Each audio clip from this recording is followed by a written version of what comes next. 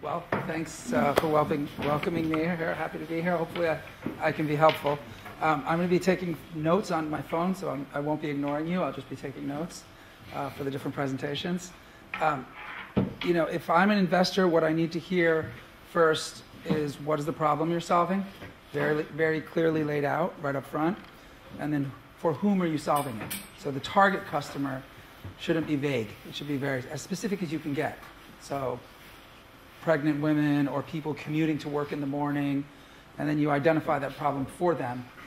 Then you want to size that market right away. You want to say there's 15 million of those people, and then how much is it worth to solve that problem, right? And that's where you could start to show some other solutions and why they don't work. So once you've sized the market with the people, you kind of naturally move into, well, how are they solving it today? Either they're not, which is usually not the case.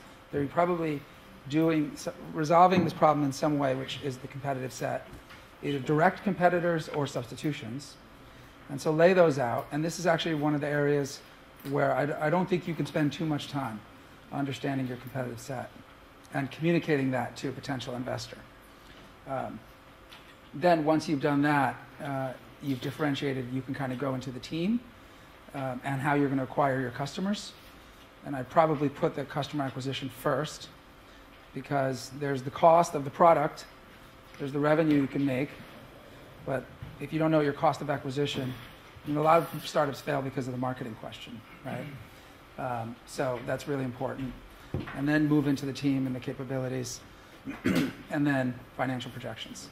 So how many of these you think you can sell, how much will it cost you to produce them, how much will it cost you to acquire the customers, and then how much will it cost you to just get the business off the ground. All of that leads to how much money are you asking the investor for, right? So this is your budget for the first 2 years. And then typically it'll kind of end there, but sometimes people will go to the next step and say, here's our 5-year projections, and oh, by the way, once we get to this size, we've seen other companies sell for this much that are kind of at that size. Now that's the fully baked thing. It's hard to do in 5 minutes, but you just want to communicate to the investor that you've thought about or you've done work in each of those areas, or at least you understand that those are the key areas that are important, and you're going to begin that you're working towards resolving those questions. An investor doesn't need to see every one of those questions answered in 5 minutes, but they need to see enough so that you get their interest, so they'll give you 30 minutes. And then the goal there is to get an hour, and you just start expanding the relationship and you answer more and more questions for them. So I don't expect you to, I understand some of these projects are, how long, what stage are different projects at? Don't have any idea. We will tell. Okay, I'll find out. Okay, great. Well, I look forward to it. So, hello everyone. Good evening. My name is Kirill Yashuk. And I'm Kirill Sukov. I am a developer of the Top Trader project for the Top Trader company, and this man is the CEO of our company. Small CEO. Our project is a stock exchange trading system, which is mobile. We're targeting on the market of tablet holders, which I believe will increase more and more. Here we see the trend. In the 90s, people used to have desktop PCs. Some of them had laptops or notebooks. But actually nowadays, this performance and power might of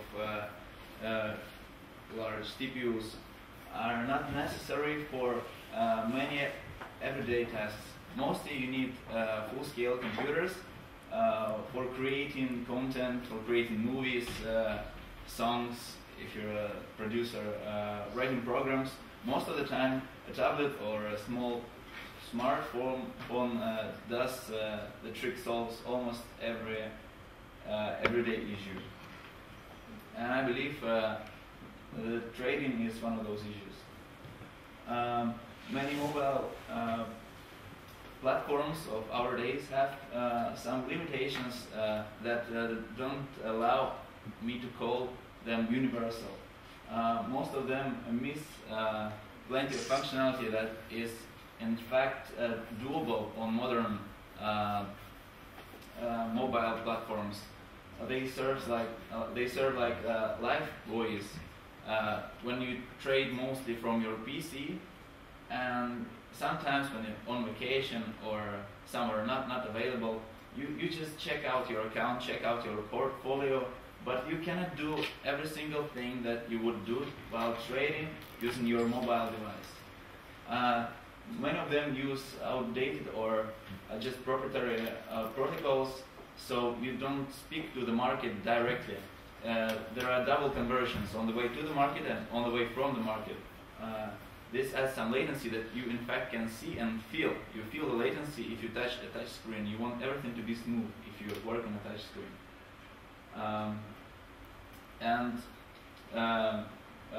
Many traders say that they miss a cross-broker system. Some of the systems are not that bad, but they were made for a specific broker, which means that other broker can't use them.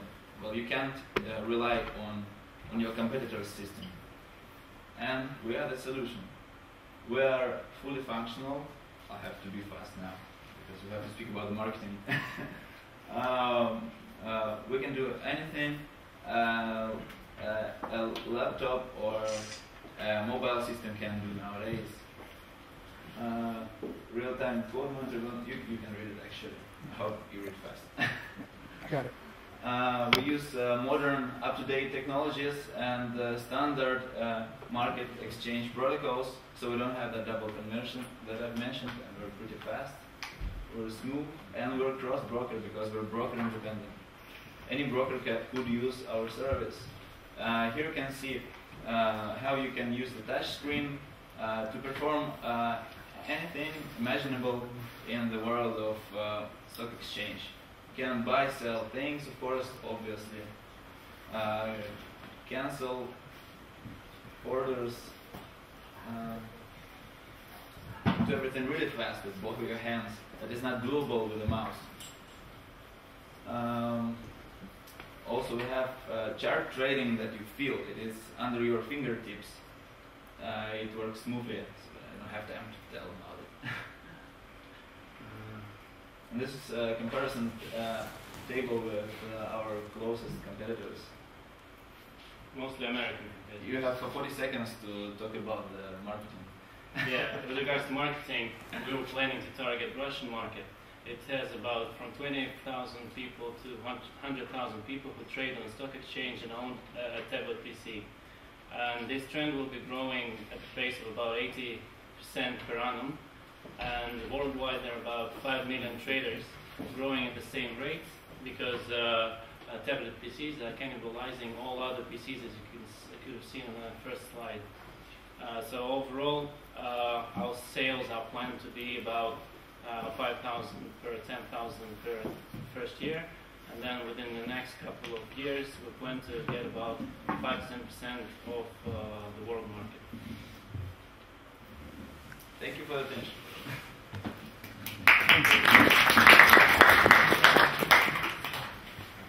Okay, I think it's a cool concept. There's a real opportunity there to create a differentiated product with the multi-touch. One of the things that I would want to have seen up front, I'll just run down the list. If you scroll back, we'll just go through the presentation. It's easier that way. I like that you had, so let me finish the positives. I like that you had a lot of visuals about the product. It's important to bring it alive for whoever's watching the presentation, investor, and that can make all the difference. So you guys did a good job on that. You really got into the details of the product features. And I thought that the competitive product slide was good. You actually laid it out in a chart and you showed the specific features against Ameritrade and the other ones that I would think of first. So these are all great. Go back up front to the very first couple of slides. I think strategically, you're saying that differentiation is a better experience on the tablet. And I would suggest before this that you put the size of the trading market. Ultimately, they're your customer, right? And the device is the method by which they access your product, right? So I want to know how many people can ultimately buy it. It's not the tablet holders, the people who trade. And we kind of know it's a big market, but what is it? Is it 5 million? You mentioned it a little bit at the end. Yeah. But that should be the very next slide. How many people trade themselves versus, have a broker trade for them? And then we can see that number growing over time. And then what does that market look like? Is it divided among two companies like Coke and Pepsi? Or, I happen to know it's kind of fragmented, but it's probably more or less fragmented in different markets. So TD and Ameritrade and Scottrade might be three people that just hold that market. And that has implications how consolidated the market is, for how tough it is to break into, because there might be some barriers there, right? So just the whole industry part for the trader, you could probably use 1 or 2 slides on. And that would be the number of people and then the providers, because you can look at it in terms of the product differentiation, but then also who owns the market and who's dominating it. Like you've seen the slides with the 4 quadrants, where it has the 2 axes, and it says, price on one. There's usually, and then there's kind of a big corner where there's a white space where you're going to go after that combination of price and whatever it is. So how you're positioning yourself relative to the others, right? As opposed to just the feature differentiation. Does that make sense? Like segmenting the market into big categories. So that would be helpful. This is an important slide because you're playing into a growing trend on the growth of tablets, and I kind of like you're positioning yourselves. It's really about convenience, right? Because everyone's going to be using a tablet. So when you think about what are you doing, you're not really just tablet people. You're a more convenient, easier to use trading system. And you leave yourself the flexibility where you can be better on mobile, or you can be better. We know everything's going to computing, right? So like the windshield on my car. So you want to just be an easier system across all these things. My refrigerator, because there's going to be computing everywhere, right? The shower. And so leave yourself that flexibility and just be convenience and price, right? So go to the next couple slides. This is, you could probably make this easier to understand. Next slide. This was great. This is all great. Keep going. I think from here it was all fine. You went through the competitive set. I would lay the quadrant slide, and then I think at the end you have to get into the customer acquisition, right? Where you're going to find them. You're going to advertise in investor magazines in Russia. Which ones? How much do those ads cost? And then ultimately we want to see how many people you're going to acquire. And if we know the ad costs, $1,000, then you have to tell me how many customers you're going to get from each ad. And we can do the math all the way up so that I know you need to place 500 ads. I have to give you $500,000, plus the money to support all the people, to build out the product. And so we need to see all of that, right? So this is like the second half of the presentation is missing, but it sounds like you have it somewhere. I mean, it's a short version. Yeah, okay. It's a shorter version for brokers. Yeah, okay, I got you. Investors. Okay, good. Well, best of luck with it, and maybe I'll be using it. Do you trade? I actually don't trade, but I'm inspired to trade now. We'll give you a free license. I only invest in like startups and Cool. private companies. Thanks. Thank you. Hello, ladies and gentlemen. It's a pleasure for me to present here my projects and to receive a feedback about the project quality and maybe some good estimation of the project. The project name is High Temperature Radiation Resistant Fast Switching Power Devices based on gallium arsenide structures. My name is Vladimir Kozlov. I am the head of Skолково R&D company Power Semiconductors, and this project is connected with the area of physics and techniques as power electronics. It's a very important branch of technology now because energy effective power semiconductor device now is very important direction of new era of power conversion and production and so on. This project includes solution which presented on this left side of the picture and directed to development of novel generation of power devices which is not exist now in the market and have a some unique characteristics. The type of devices we choose for this project is bipolar devices such as bipolar dies, transistors and thyristors. This kind of devices have a very large market now, about $4 billion. Our devices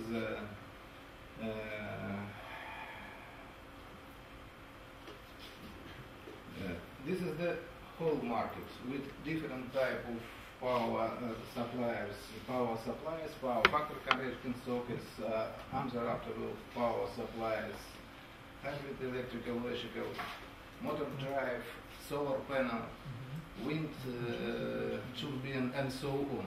But there are a lot of famous companies who play in this market, and we choose the special direction of this market as a segment for high temperature radiation resistive electronics.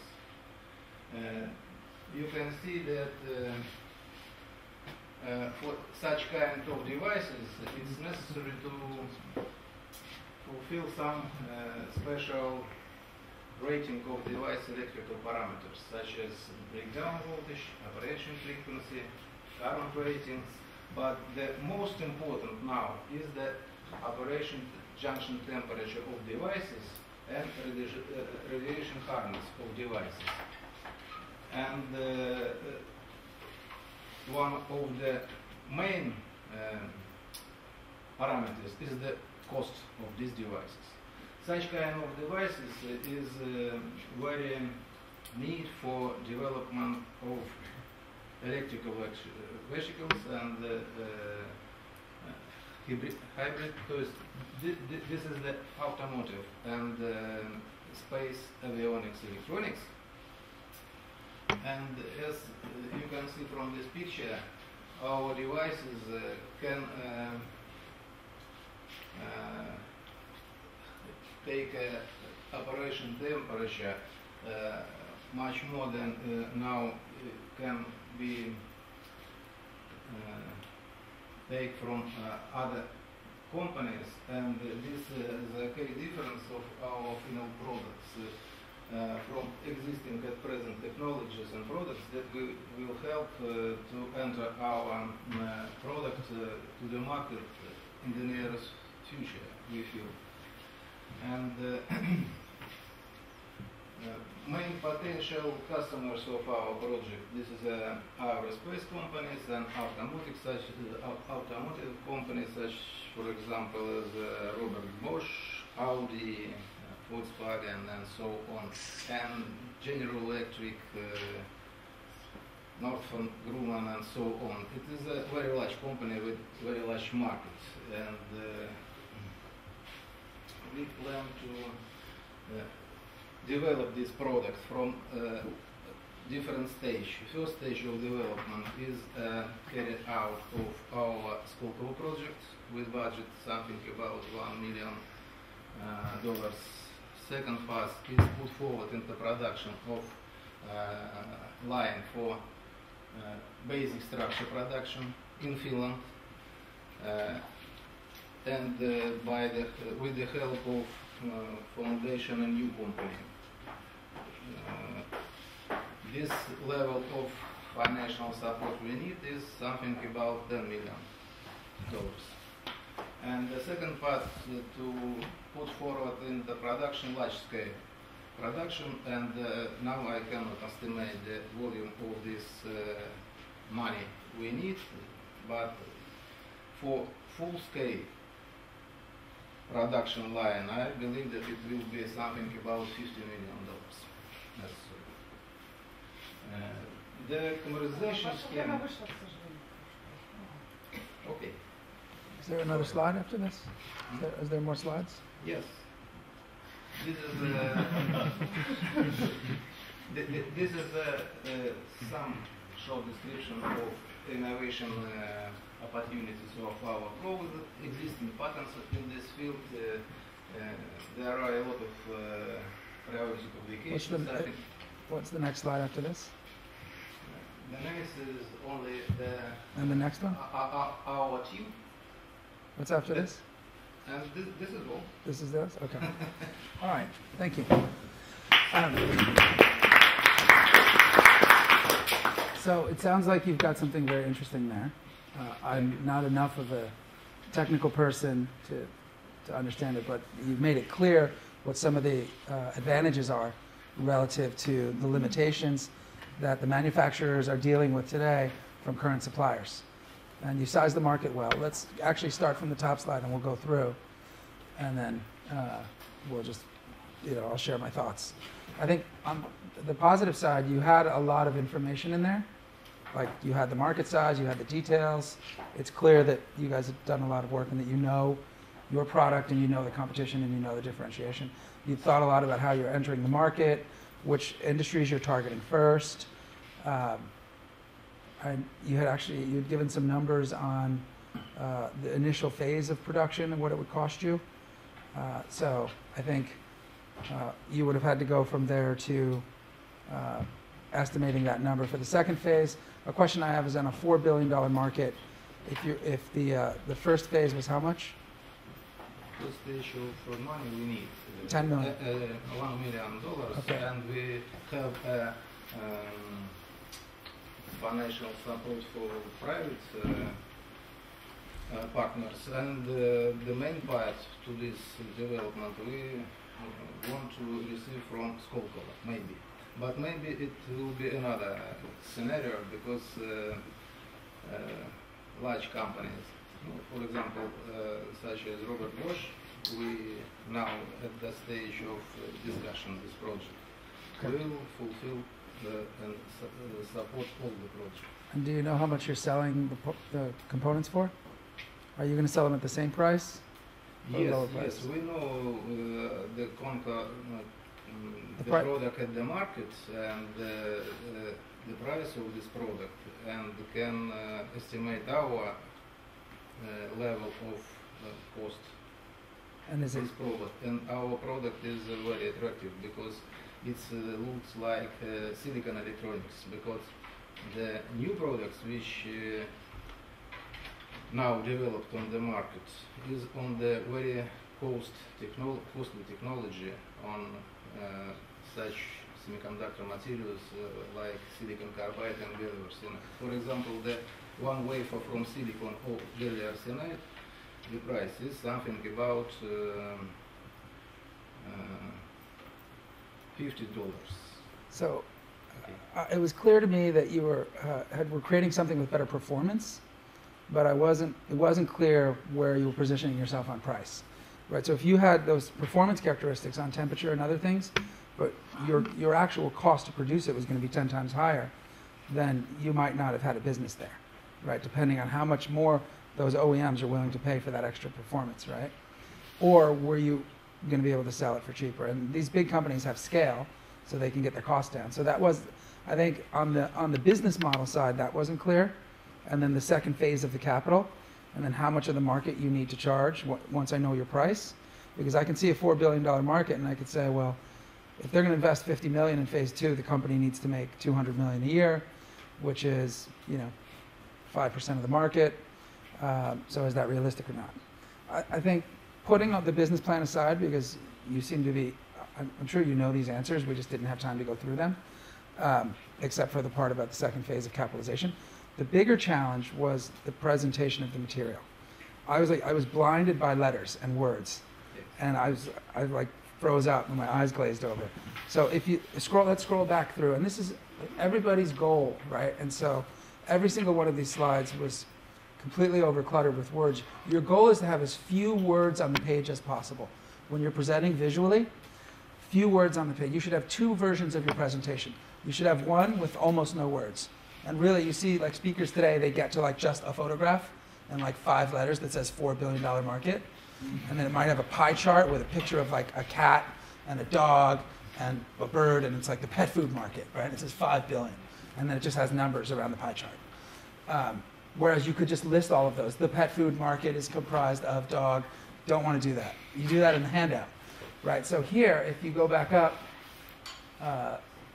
so go all the way up to the first one. So here you have market segments, right? That could be a big pie chart. In this one, the goals of the project, the market size on the bottom, I would have started with $4 billion market. You just show the pie chart, and you put a little picture of each of those, hybrid electric vehicle. And you think through is there a way for me, every single word, industry motor drive, can I show a picture of a motor drive? Or a solar panel instead of the word solar panel? Look at word efficiency is key when you're presenting. And people actually understand it better and they remember it better. I'll see the pie chart and then I'll understand the relative sizes and I'll say the power supply market is much more important than the solar panel market. But now I just see a bunch of things. These three problems here, I'm not sure what those three things are, right? The solutions. Try to get it into a picture somehow. Same thing on your people slide. Just show a photograph of the person and then put like the 4 places where they worked. This lab, that thing. Like what's the essence of it? They worked at the World Bank. Bang. You don't have to put the year. You do that later or you do that in the handout. But you got 5 minutes. It's like, what's the relevant point? Yes, I understand. And then I can digest it visually. I understand that my presentation is the example as it is not necessary to make a presentation. Well, this is the handout presentation. This is the handaway. And it's valuable information. It is. Okay, it's just but, how I'm digesting. I have to say that I have no time to prepare a good, and my English is not so good for presentation, maybe. No, I don't, and this isn't specific to you. I mean, this is an example that has. Thank you But I very think much. in general, this is something everybody needs to work to do: is get away from words in these short ones. So, Yes, thank you very much. thank you.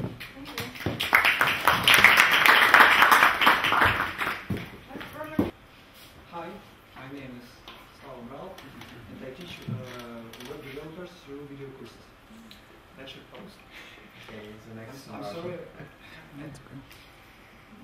Окей. Итак, пару лет назад я записал видеокурс, да, и стал его продавать через интернет. A couple years ago, he wrote a course and decided to sell it on internet.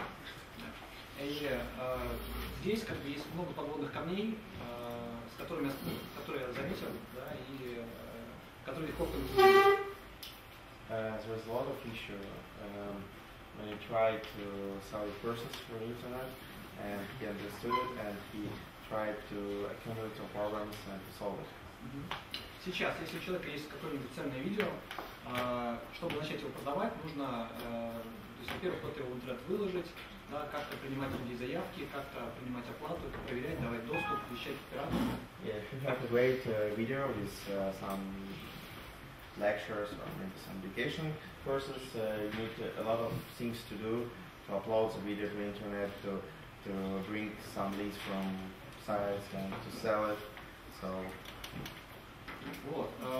И то есть мы решили все это автоматизировать, да, и запустили проект, называется «Хостинг видео.ру», который позволяет, собственно, человеку просто загрузить файлы, добавить описание и начать их продавать. Тут же. So they decided to make a startup which will solve it, and the name is Hosting Video.ru. The idea is that they try to solve this issue, so make one simple button, so you just upload your video and so you can sell it easily. Мы даем просто человеку ссылку, которая может, ссылку на витрину, как бы, которую человек может разместить где угодно, на любом сайте и начать продавать.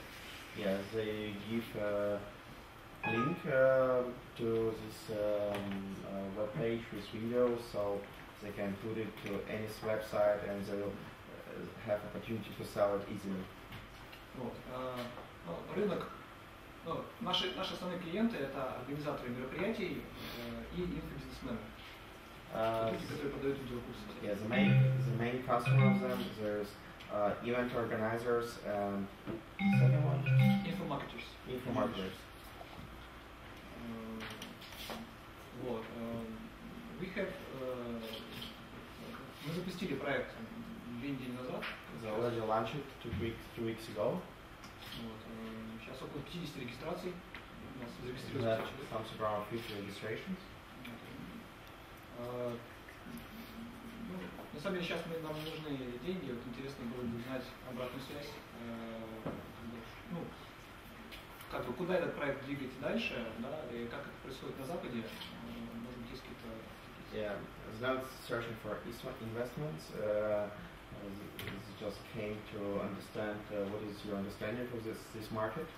Maybe you know a little bit more about education, startups in Silicon Valley and the US, how people solve this issue in the world. На самом деле у нас он уже запущен, к сожалению, не можем показать. Здесь есть интернет. Again, we'll try to manage this if we don't have internet connection. Okay, you can start to give feedback and we'll... Yeah, so just the clarifying questions first. It's for info marketers and web designers. Is the course, what does the course teach you? How to be a web designer? Or? В чем специфика, ну, для кого, то есть только делаешь курсы для веб-дизайнеров или еще для кого-то? У нас платформа, где любой желающий может загрузить свои видео и начать их продавать. That is, it's a great platform for uploading video and selling. It doesn't matter in which area. I see. So you're just building the platform. Yes, a building platform and like you don't, YouTube, but also with some services for selling and for... Got it. So the idea is that you're going to make it easy for people to educate others and sell their products, their education products. И в том, что ты даешь легкую возможность учить других людей и зарабатывать на этом. Like the infrastructure back end. Инфраструктуру для всего. We have solved three main issues. First of all, it's with our project, it's easy to scan to get money.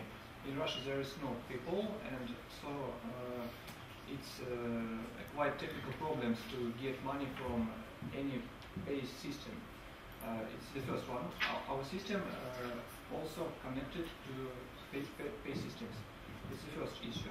The second is the automatization of getting access to the buyer. When people send money, actually now they also should manually check if he get money and give an access manually, and we do it.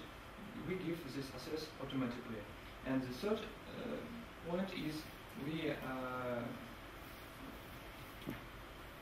secured the video from downloading and from pirates. Okay.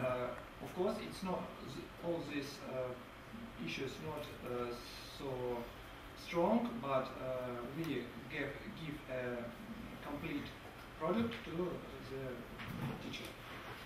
Okay. And what competitive research did you do? Did you look at outside the Russian market? Yeah.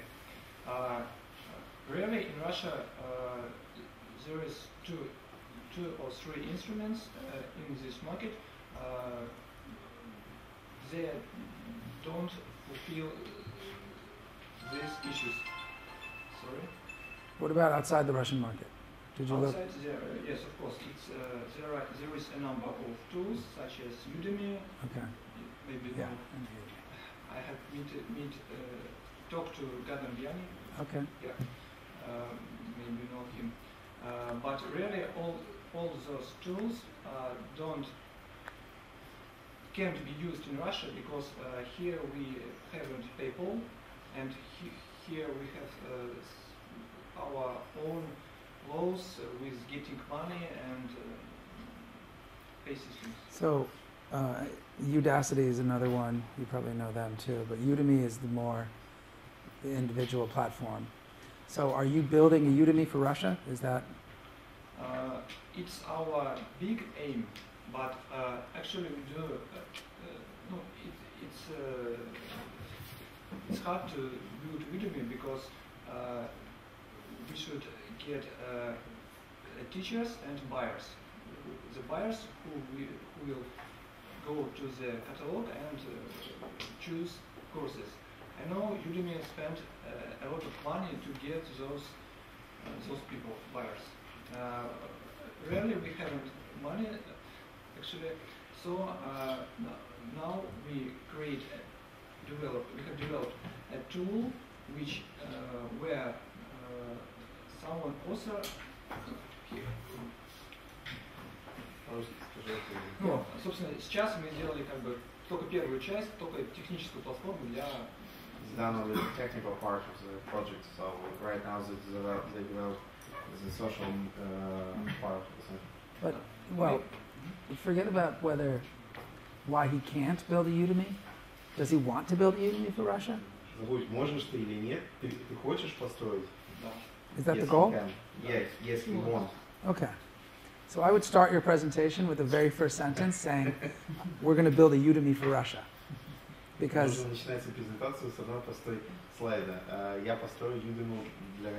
it makes it easy for the investor to understand, right? And you can say, Udemy doesn't work here. The next sentence is, Udemy doesn't work here because there's no payment system, and this, and we can fix all of those. And then, I already know that I can see that business is probably going to be successful. And so now you basically have all the lessons from that business.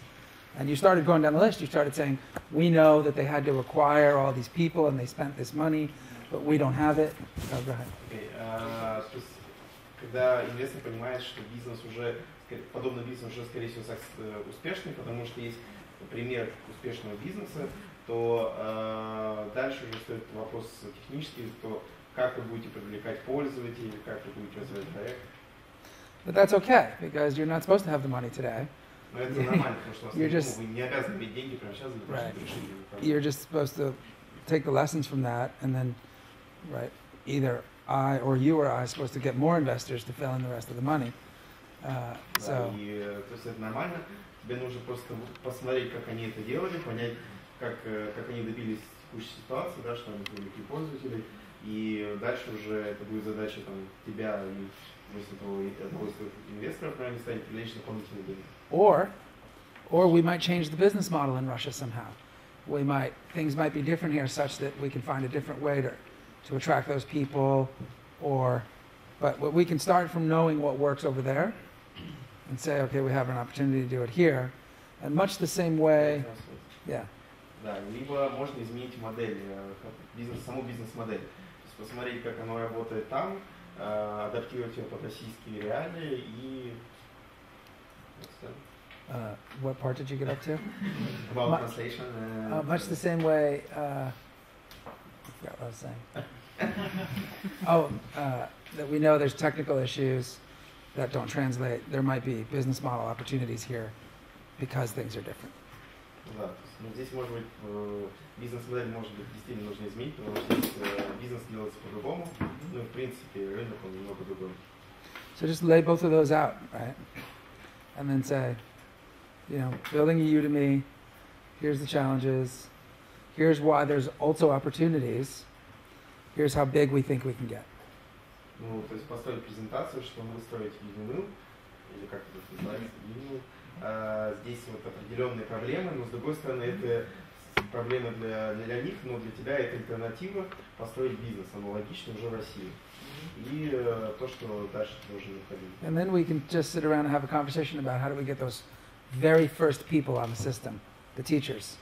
Right? And then we can strategize about maybe it's one big partnership with the university or some other way. Да, но дальше уже просто вы сможете сесть и обсудить, какая стратегия должна быть для привлечения тех первых пользователей необходимых. То есть либо привлечь университет, либо еще кого-нибудь. То есть это уже можно разработать стратегию.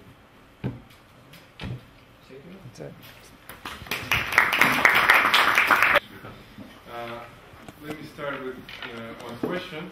Maybe some of you already heard of ggifted, probably, I don't know. Maybe some of you do fitness? Yeah. Okay, that's the reason. So this is about fitness. And our concept is to explain fitness, and we're trying to build up a fitness brand. So like this Nike or Adidas that they do consumer goods, but we will make a fitness brand which explains how to do fitness. We do it by means of YouTube channel, and we're developing our YouTube channel 1 year already, and now it became already the most popular fitness channel in Russian language in YouTube. We became special partner of YouTube, so this is our success. And but still we're quite small. We have 35,000 subscribers, and YouTube is not the only tool which we will be using. The second tool will be application, and on the YouTube channel, different coaches explain how to do fitness, how to make exercises, how to combine them into workout routine. By means of the application, we will be selling workout plans, because to gain result, you get to tie this exercise into routine, and to change routine quite frequently, like maybe once in 2 months, something like that.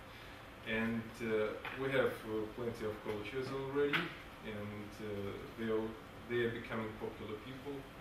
We have 1.6 million views a month,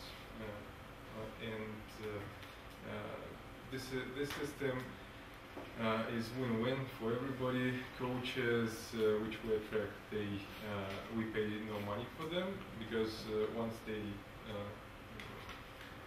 take part in our show, so to say, they have several additional clients. And these coaches will be supplying workout plans. So people already know these guys, and they see their workout routines in the program, and so they kind of trust them already.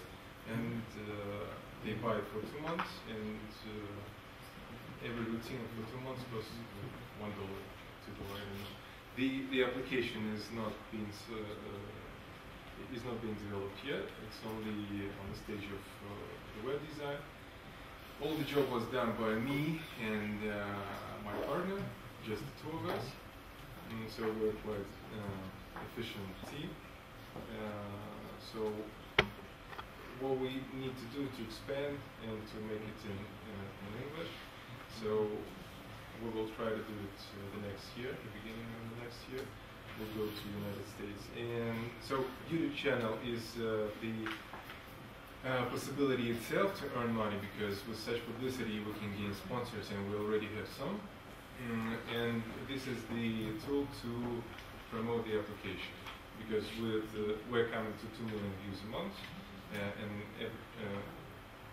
some part of the views can be converted into downloads and stuff like that. So the idea is simple.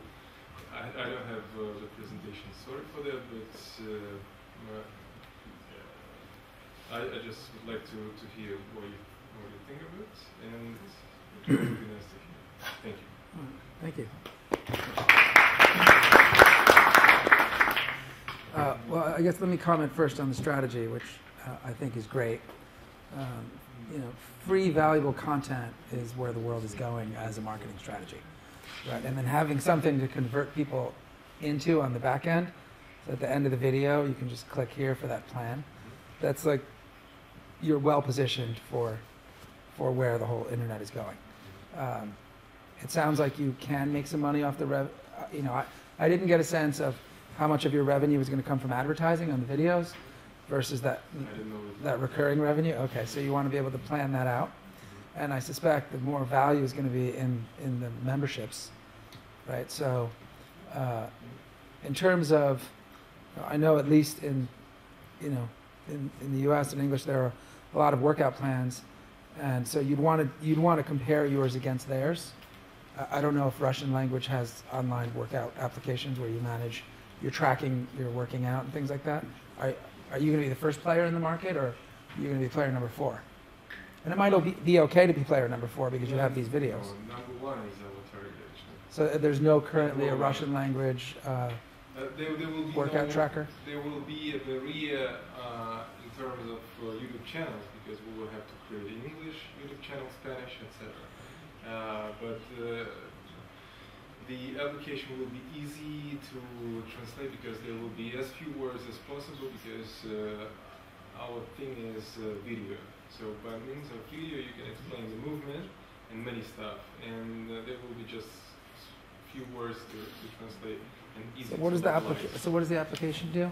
The application gives the possibility to make up the plan for the like a schedule, I see. and then track your results. But it's tied to the videos? It is. It is tied to the videos. It is tied, but not to the ones that would place into YouTube, because those videos like for half an hour sometimes. So there will be small short videos, like 20 seconds, and we will place it into YouTube and tie it to the application. Yeah, I mean, I ultimately think it's about where they're getting their value, right? They get the value from the video, and then there's a reason for them to download the application. And then the application has to be competitive with the other people. So we would have to get into on a slide how you're collecting the best trainers and why those trainers aren't going to make their own videos. Like what's the differentiation or the competitive advantage, right? What are you doing? The competitive advantage is that people get the workout routines from the people they already know. They see their physique, they trust their word, and right. So you're collecting the people that they know. Yeah. You're the one who's collecting them. That's the value creation, Mm-hmm. right? And you're going to expand that value creation by packaging it up into something that isn't just a video, but allows me to create a plan and all of that others. And you just have to show how that is different to the next closest thing. Like, what is the next closest thing in this market? Do people use any application at all? There's a whole bunch of Nike applications and workout videos. So just show how it's different. And what is the reason they're going to choose yours? Yeah, right. Right. The answer might be because I have the best people on my videos. That might be the answer. Or it might be that it's a better experience, like Tab Trainer. There wasn't any famous people on their application. It was all about a better experience. So I understand the competitive positioning. And then just how big the market gets. How many subscribers? Ultimately, when you're talking about subscription businesses, you have to factor in churn or attrition. So when you do your projections, you'll say $8 a month, but you have to say, well, the average person will stay 12 months or 6 months. And then you have to roll it up. As it gets bigger, people drop off so that you're ending membership. There's like a way to do churn models for projections. So if you're going to be in the monthly membership, anybody has a business model that includes a subscription, make sure you look up how to do a financial model for a subscription business, because there's like 8 lines on Excel. It's like new customers that month, then it's kind of churn, which is whatever your customers were last month, your churn might be 2% or something. And then you take those out, and that's your ending customers per month. There's an average over the last month, and it's interesting. Statistics in YouTube actually. It has hundreds of tools over there, easy to get it, and all the graphs are going like that. And that's why I never bothered making a business plan probably, because we already earn enough to move on, and actually I wasn't looking for the money yet, but I know how to spend it already, to invest into the channel. You mean the money that you're earning currently? We are earning few, but having an investor is not the crucial. Yeah, you don't need investment right now. Naturally it goes right. well so far. So one thing is that the financial model is really as much or more for you than it is for the investor. Because like when you really break down from the bottom up, like what percentage are going to convert, how much are they going to pay, how long will they stay on average, like building out all those assumptions really gives you a sense of the drivers of the business, right? Because it's just a multivariable equation at the end of the day. But when you have that, it forces you to ask yourself certain questions when you're making decisions about how much you should charge. And you see, you have 2 different assumptions. One, how much should I charge, and how many people do I think I'll add every month based on how I'm growing, or my conversion rate to the second product. You might see that the amount that you need to charge to get to where you want to get to is very high, which will change your strategy for how to get more conversions. The other thing it does is it lets you see month to month how you're doing on those assumptions. And the downside of not getting money is that you don't do the business plan, you don't do the financial projections, and you don't have that visibility into the mechanics underneath and the metrics and the dashboard for every little thing. You know your numbers, you know exactly how your attrition is doing and what your average monthly. But the way we get numbers is from the experience. So until we, unless we tried, you have to project. You have to make projections for yourself, right? Because you want to say, well, if I choose that business model, what if you don't charge $8 a month? What if you do it differently, right? What if you just charge advertising in the application, right?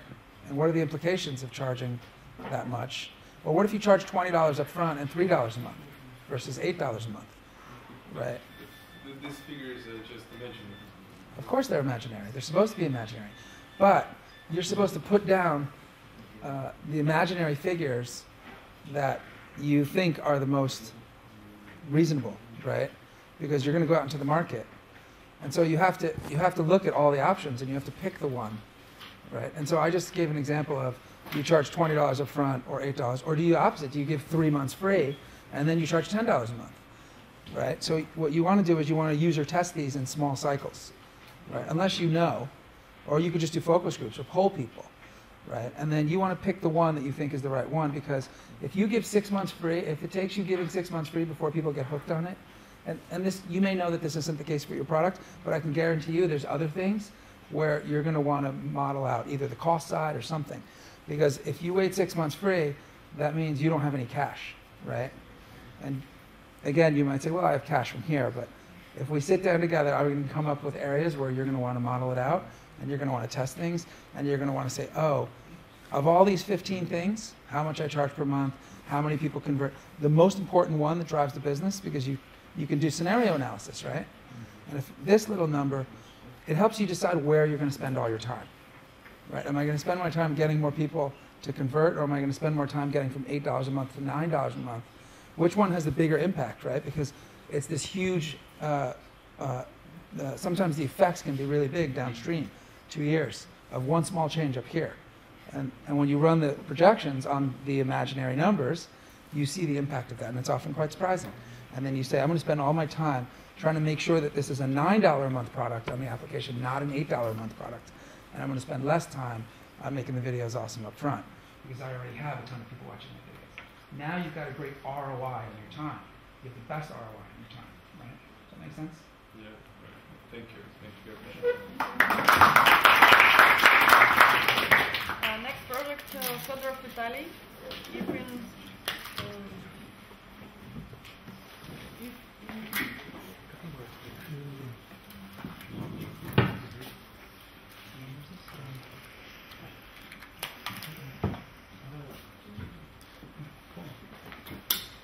Hi everybody, my name is Vitaly. Well, I know that Virgin, for example, is fond of energy efficient in all areas, and my topic is more or less close to energy efficiency. Living Green is the project we developed. It's about the absolutely new way of constructing and providing the private houses to the end users. So the first thing is the market. The market in Russia about the private houses is more than $100 billion. And I know that the segment of business class is also quite high. It's more than 65%. The market was growing until the crisis, so I think there are quite good positives for that. So actually, what is the problem we solve?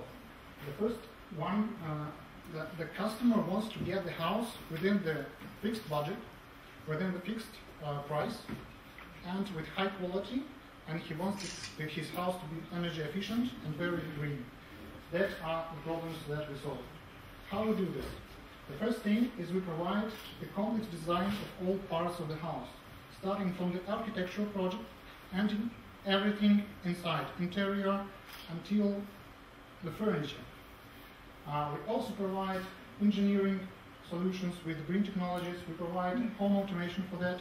Thus, we have really one of really good project. After that, we create the processes for constructing, for purchasing, or EPCM is for procurement, construction management.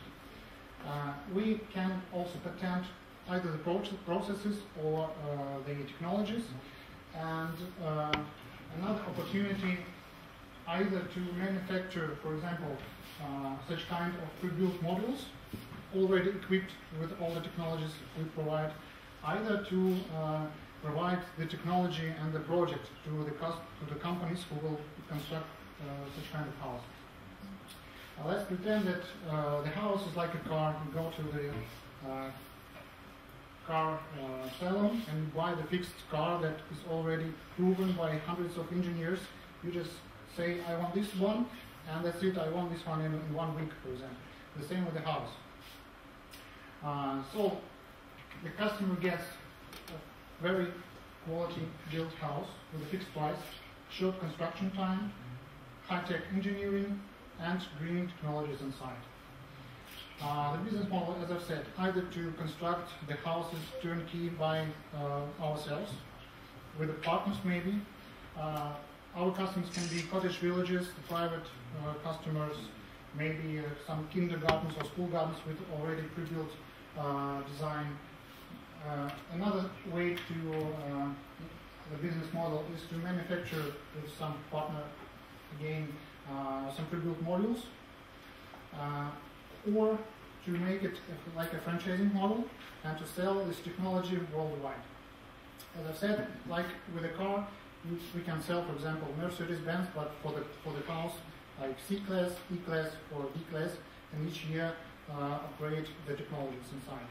Because we have automation inside that solves, that controls all the issues inside, we have the control under the process of the whole house. It means we cannot be, how to say, the technologies cannot be stolen this way. There are also some similar projects in the US. And what we think if that we need from $1 million to $2 million to create the concept, to analyze all the technologies, to create one turnkey house project, to build a demo house, and then to adopt the business model with all the requirements that we get from this first step. What is the marketing? We will work with the top architects and designers. We will partnership with manufacturers, the construction companies, the engineering companies like ABB, Schneider Electric, and etc. We will provide the 3D visualization and online configuration of the house. We will maybe get the government support from the field of energy efficient technologies. And then we will follow the international norms for green houses. Our team is located in St. Petersburg. We are already the engineering and construction company with the staff of more than 30 people, and we have 3 times the winners of the high-tech building awards with our projects starting from the private and into commercial buildings that also have the award like the best intelligent building in Russia in 2011. Few know-hows. First one is the own building management system that will be installed, and the next thing is the 3D visualization of everything inside. Actually, this is. Thank you.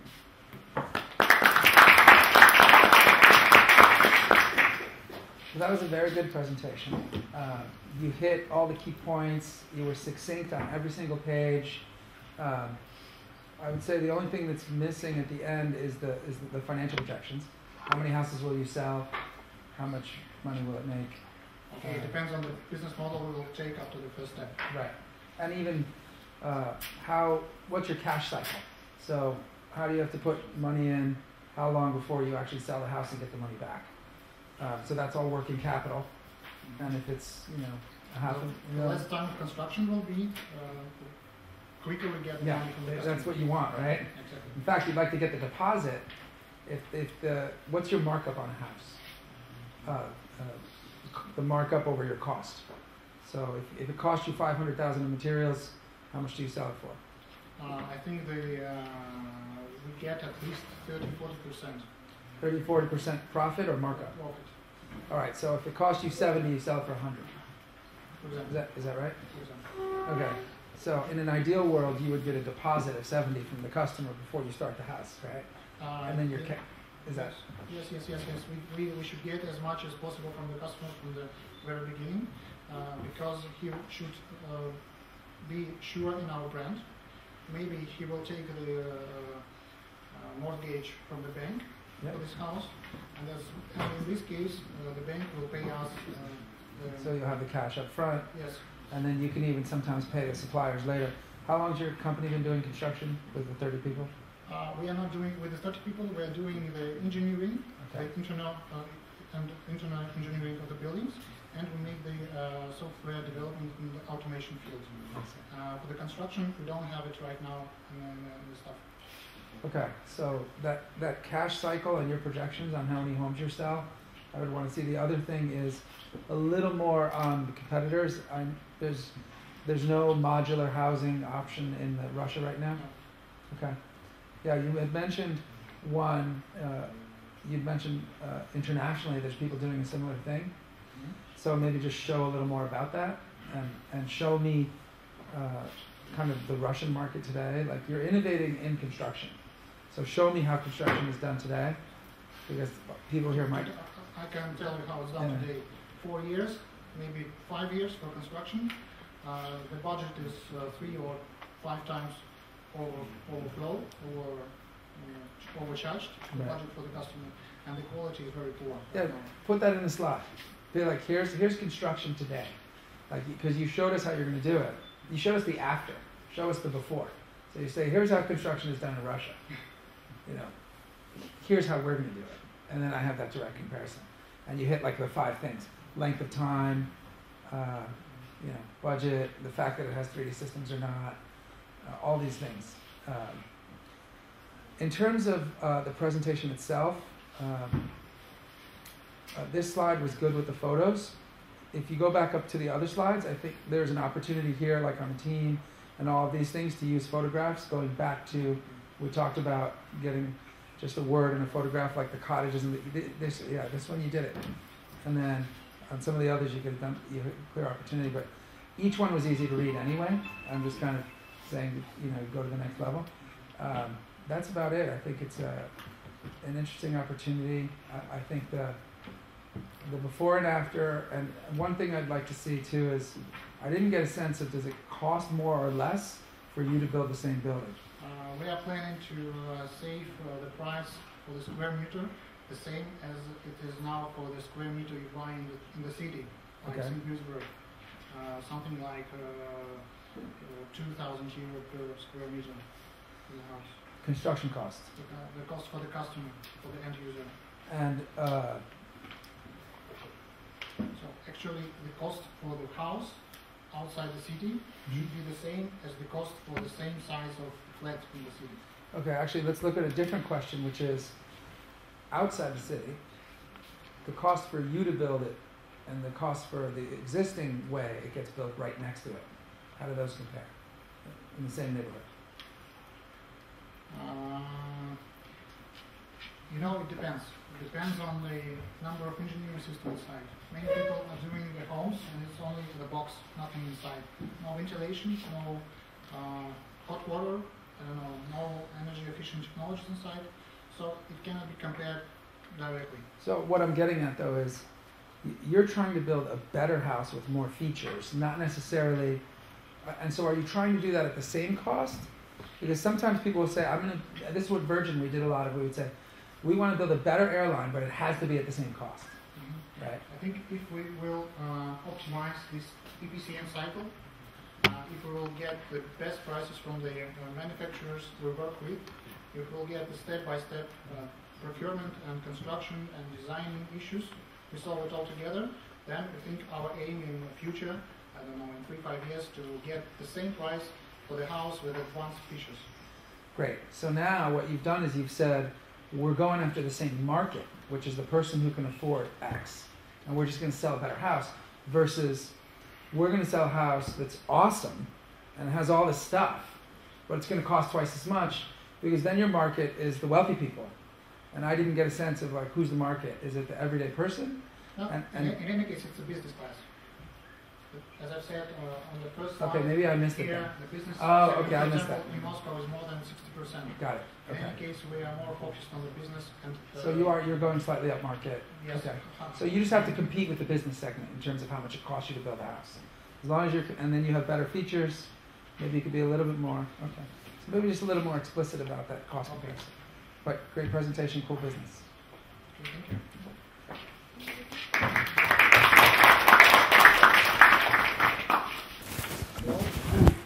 My name is Vitaly, and my presentation is about M2E project, and I hope it will be the fastest way to create an industrial remote monitoring system.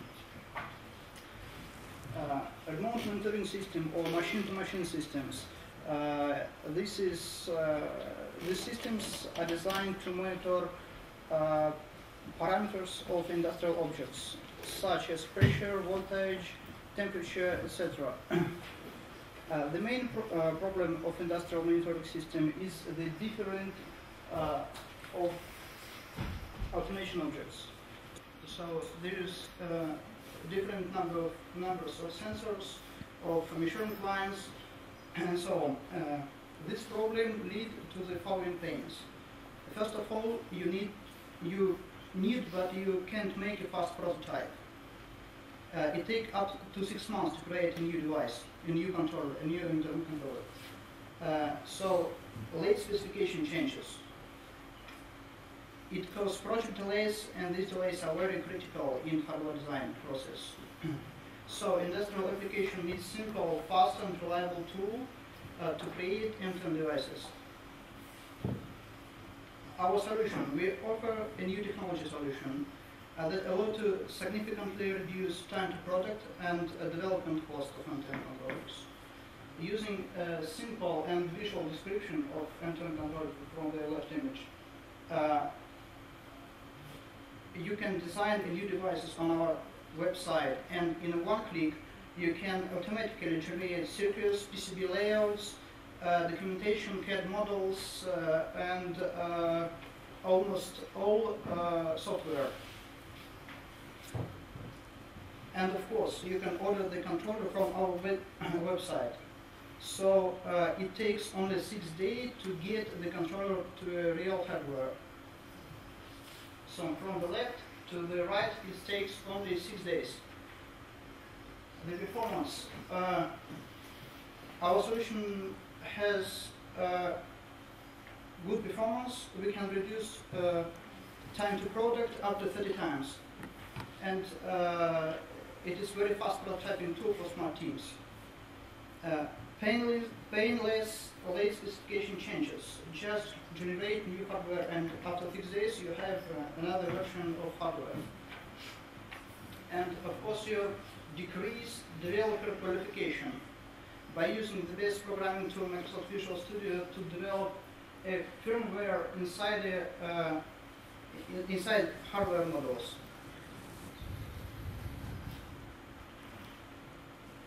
Today there are only 2 ways to increase development speed of machine-to-machine solution using a high-generated GSM models.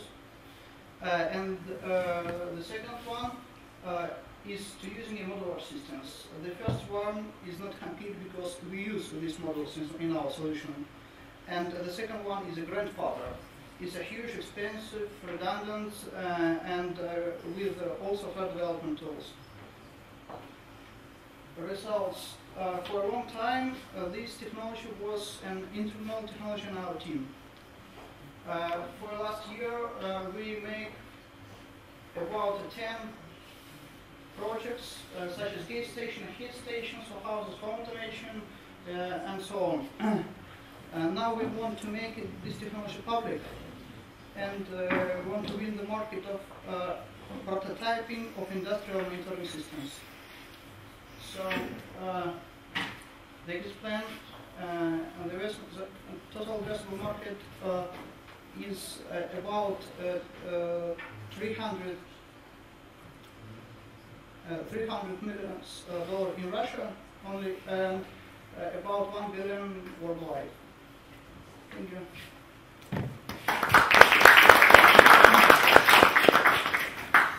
Okay, could you go back to the competition slide? So, first of all, I think you actually go to the beginning. This was a very good presentation. You laid out the problem right away. 6 months, $20,000 to create a new controller. Very clear. Next slide. This slide's awesome. It just shows me exactly how you're going to fix it. And it ends with the 6 days. Next slide. This slide's great. The only thing I didn't understand here, the relative sizes are the price differential. So the 6 days to 6 months I got, you kind of visualize the difference. What's the qualification axis? This is a qualification of engineer. You need a highly qualified engineer. Ah, I see. I see. To So it's a make qualification. It's a yeah, I understand. Expertise, engineer expertise required. Okay, maybe just clarify that a little better. And then the 20,000 and the 1,500 is supposed to be 16 times cost difference. Approximately. Okay, so it's close to 24,000. Something. It's rounded probably. Okay, so this is compelling, right? If you can do this, if you can drop that from 6 months to 6 days, this is a very compelling slide. So go to the next one. So it wasn't clear to me here what they were doing and how you were different from them, probably because I'm not technical. But most of your investors that you talk to will not be from your space, or they'll be partially from your space, or they're probably not going to know your space as well as you do. It's hard to find, it's great when you find an exact investor who does know your space. But usually they might have invested in a little or somewhat. So maybe clarify, I'm still not clear how much of a risk. If these are still taking 6 months, these two, is that the case? And 20,000 or? Everybody wants to reduce the time. And for now, there is only 2 ways to do this. The first way, you can use such kind of modules, and this is 6 months. Okay, or you can use modular systems. I see. And it is not 6 months, it's about 3 months, but it is expensive, I see. it's redundant, and so these are 2 different categories of yes, alternatives that people have. So they're less competition and more alternatives. Alternative 1 is it takes a long time and it's expensive. Alternative 2, you get this big bulky system that, okay, got it. So maybe make this more clear. Run it by a bunch of people and keep tweaking the slide. Next slide. This was helpful. It kind of explained you guys have been doing it already. Next slide. So this is the first time I've actually seen an exit plan slide, which is good. It's great that you're building, you're already thinking about to the investor that somebody's going to be there to buy this company. I would put the size of the market in the very beginning. So you kind of laid out the problem, and then you showed the slides with the 2 dots. And then the very next point should be, it's a $1.3 billion market, or $1 billion global market, 300 million in Russia, whatever the numbers are. That has to come up front there, because then right away, as soon as I see this, I'm like, wow, 6 months to 6 days. How many people have that problem, and how much are they willing to pay for it? Which you kind of gave me the number. I don't know your margins, so how much profit you make, and how many of these you can sell, right, and how much your costs are. So I don't see the financial model. So the exit plan, in between the exit plan and the slide right before this is how much it costs us to produce the software, and this is how we're going to charge people, and this is how many customers we're going to get. That typical chart that shows me how much you need. That gets to how much money you need, right? Do you need to hire 40 people or 10 people? And then what's the cash cycle again from the time you collect money? And then I can see how big your company gets. Now, these companies were acquired. Are they similar to you, right? Because from the similar field, it's all these companies are machine-to-machine companies. Okay. Telemetry and telemechanics, all of this. Okay. So, which one of these is the most relevant for me? So is the 612 million versus the 40 million? The first 2. Yeah. So it's the first 2, and then so we'll go to the next level, which is how did they sell? Did they sell based on a multiple of revenue? And this all gets back to if you need 5 million for your business or 1 million. If you need 1 million for the business and you could sell it for 60, that's great, right? If you need 20 million, it's a little different. And so that's the only thing that's missing, but it's a very good presentation. And it seems like a very cool product. Yeah. Congrats.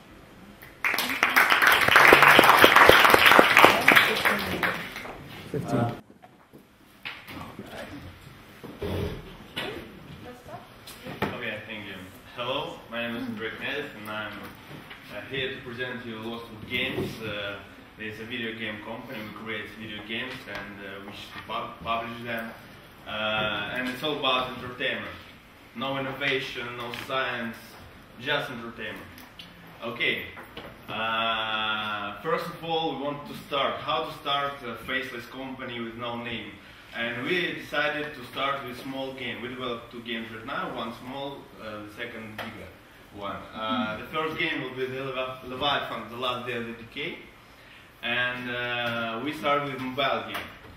Today mobile market is full of faceless games that are like porn parodies of bigger games. And that's why I decided to create like console quality game with a AAA team. And that provides highest quality for my customer because my customer is highly educated, sophisticated, with a lot of entertainment. We must compete not against video games, we must compete against all entertainment industry, against Breaking Bad, Game of Thrones, books, for example, 24's bookstore, new bestseller. And create a brand. So, how I can achieve this goal? 2 years I spent to gather my team, Suicide Squad, my best of the best. It's very hard, it was very hard. And this is the traits, how I measure them, how I understand that this one will win this fight, how? First of all, I require high skills. Second one is enthusiastic about his work. The third one is fed in industry. It's important for me. And fourth is burning heart that burns through flesh. It's very important for me. The person must burning about work, about entertainment, about video games, about everything. So. Let me show you something. This is art. The art, not like art with small letters. It's big art. This is a small travel to our game. It's hard to see how beautiful it is because of the light. So it's all drawn. What? Turn off? Yeah, turn it off. Where? So I can see it.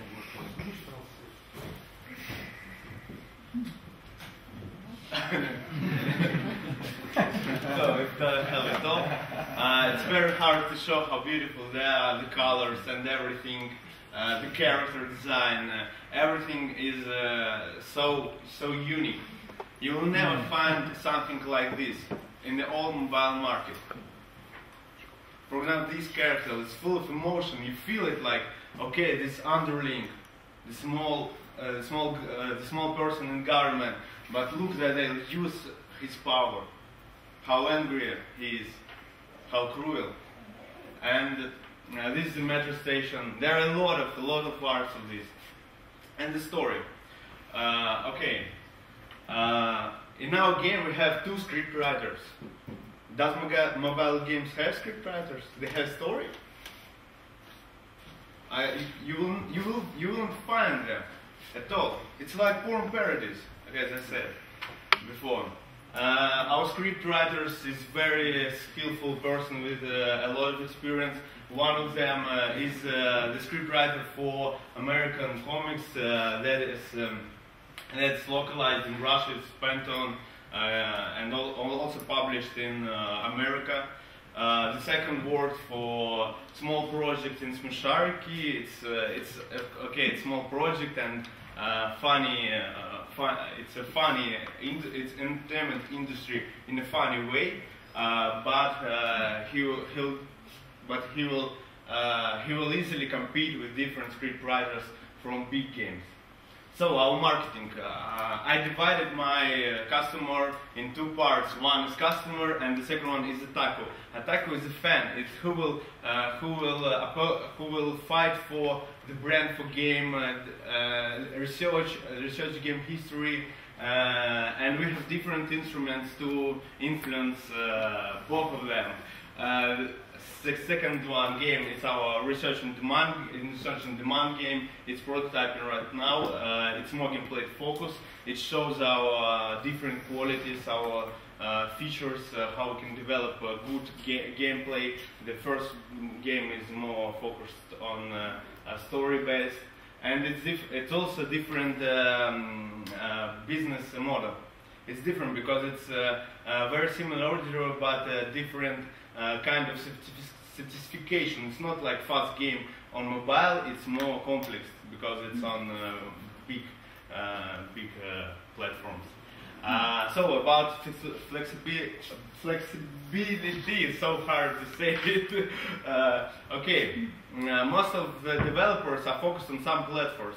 But our answer to which platform we build, it doesn't matter for us, because we can develop console games, because my team have experience in this game. And we can also develop super high quality mobile games. Our team, our investment option, our spending, our planning revenue, and here I am. Thank you. Okay, show me those last three slides really fast. And start from the top. Okay. Start. This one or previous? And this is investment options? Yes. Okay, so this is what you're asking people to invest in. Got it. Yes. Next slide. This is our operative spending. And this is planning revenue. Last day full support. Okay, downloads, revenue. What's the total? Are those are all independent? It depends on how much money investor will invest. Well, that revenue makes some assumption, right? So $7 times 3 is 21, 31. So you get to $35 million? Yeah. No, it's yes, in total, yes. Oh no. It means not total. It's just Weapon Chronicles with Honor and Gen 3. So if I total those up, I get to 35 million. That's what no, you'll get more. You'll get 22. 35.7. What? 35.7 million on the right. Yes. Right. Okay. And then what's after this again? Okay. All right. So interesting. This is a very good presentation. Thank you. Let me start at the high level positives. I like the way you very clearly up front, let's go back to the beginning.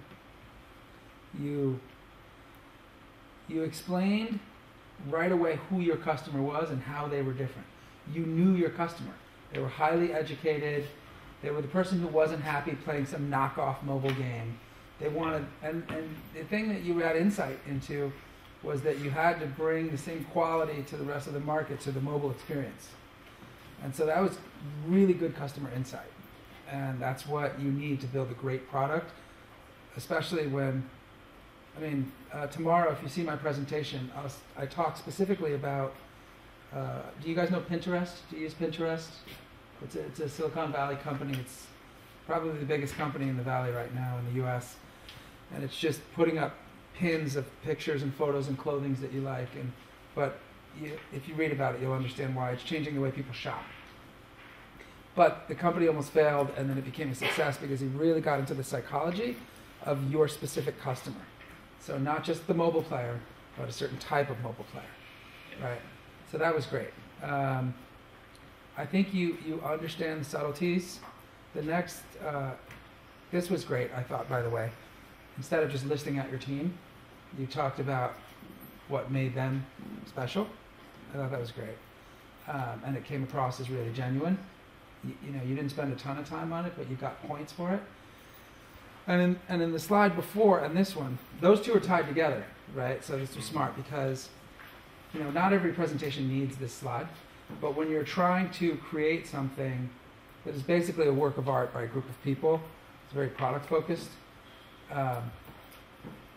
and really it's about the subtlety of the quality of the experience, then it really becomes about the right team to deliver that, right? And so the team is extra important versus if you just have a patent, right? If you just have a patent and you made some invention, you could hire a bunch of engineers to do it. Whereas here, the team's going to create it. So that was really good that you delivered that, the team, after you positioned yourself as creating something unique for that. So you started, this is the great customer. Here's how we're going to create something very different for them. And that was very clear how it was different. And here's the team that can deliver that. So that was great. Next. Here you showed the differentiation of the product. You brought it to life. That was awesome. Keep going. I thought this was really helpful. This really brought it to life for me. And you clarified for me how that doesn't happen on mobile. You talked about how mobile doesn't have script writers. I don't play enough mobile games to validate that, but I believe you. Right? And so the next phase is I would go and play a bunch of games or talk to people who do as in my due diligence phase. I like the way you split your customer too into two sides. The evangelist, which that's what you meant, right? The person who's obsessed with the game and they're like emailing you all the time and suggesting new characters, and then there's just the person who plays. So that's another good insight into the consumer. Keep going. Keep going. Keep going. I like this. Keep going. Those are the people. I like that too, the way you threw up the little... You used your actual art for the people, so that's cool. Instead of just putting their pictures. Keep going. Okay, so a couple things. One, I would, before I get into these like money slides, right? The only other thing that I would do differently up front is acknowledge, and I think, is there some subtle change in user behavior here? Like you're kind of making an assumption, right? And it's fine to make an assumption because all great product breakthroughs make an assumption that the person will enjoy this more complicated game. Not more complicated, it's like, it's just a richer experience, right? On a mobile phone. Or are they going to say, I don't want to, it's too good, I have to play it on an iPad. Does that make sense? Like, because some people don't want to do... Retina, everything. Okay, good. Okay. Every resolution. Okay, good. So you're not, certainly they're all growing, right? Yes. So you're going to deliver, you're not placing all your bets on the phone. No, right? And not because the phones aren't growing, but because it might turn out that your product, people like to eat on a silver dish and not a platinum dish. Yes. Right? And so you got, okay, so good. Then let's get to the money slides. I would put the investment options last. Okay. I would put the spending up front and tell me how much you're going to spend on each of those. And then tell me how much each one's going to make right here. And then you tell me what my options are at the end, right? And then show me some gaming companies that got sold. But this is awesome. Very good. Thank you. Imagine, please imagine that you're flying in an airplane, and I hope it doesn't happen, but it may happen in general that there is lubricating oil leakage. So the price of the problem is life, actually, and really in the history of aviation, sometimes it happened that there was lubricating oil leakage. So we believe that future belongs to mineral solid lubricants. Talking about industry, the customer's pain is friction and wear. And the idle time of industrial equipment costs a lot, and also there are high costs of repairs and spare parts. And in many types of industry, there is abrasive wear and corrosion, and the oil price is growing, and the requirements for emissions are becoming more and more tough. So we need to reduce emissions as possible. The solution we suggest is mineral solid lubricants. So we can grind minerals to fine particles, and we can make mineral solid lubricant coatings that reduce friction and wear and protect metals of friction pairs from corrosion, scuffing, and abrasive wear in a wide temperature and pressure range. So this coating can be made right on the surface of metal, of the friction pairs. And the market is very small. All transport, power generation, all industry, and agricultural technical devices. And this coating can be applied to engines, diesels, turbines, gears, bearings, pumps, compressors, ball valves, extruders, and all other mechanisms, because everywhere we have friction pairs. Products and services. We offer services of increasing energy efficiency for enterprises. And for example, in St. Petersburg there are 230 large enterprises, and we estimate the market for anti-friction treatment in Petersburg only $70 million. For shipbuilding industry, $35 million. For Russia in general, the market for these technologies is about $2 billion. Another service is another direction of work is technology transfer for mass production of friction pairs with solid lubricant coatings. We believe that from the very beginning, during manufacturing, the friction pairs should have such a coating. How do we enter the market? We think that a good field for entry of the market is pumps for oil and mining industry. In fact, 20% of world energy is used on pumps. And in the pump's life cycle, only 5% of the price is price of the pump itself. 10% take the repairs, and 85% is the price of electrical energy of these pumps. What do we suggest to the customer? Customer's value is reliability of the technical device, longer service life, and better energy efficiency. Here is an example when the pumps were treated. When the pumps were treated, the work cycle between repairs increased 4 times in average. I'm talking about the large pumps for maintaining oil layer pressure. These are huge devices like this, and 1,000. These devices are 1,250 kilowatts, and these are the results. The productivity was increased 20 times. The least result was 20 times increase, and it was also 30%, 20%, sorry, 20%, 30%, and 60% increase in productivity.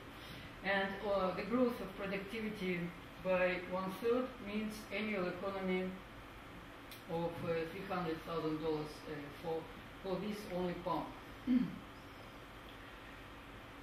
We have a project team which has experience of international projects, and there is good experience in technology, and we have researchers and engineers. We have good links in Germany. German specialists can consult us in machine building industry of Germany. The ideal final result is that all existing friction pairs are treated with oil containing solid lubricants, and all manufactured friction pairs have the coating during manufacturing. We need about $10 million for the beginning, and our aim is to attain $1 billion revenue in 5 to 7 years. We have contacted the stock exchange, so we think the exit will be IPO.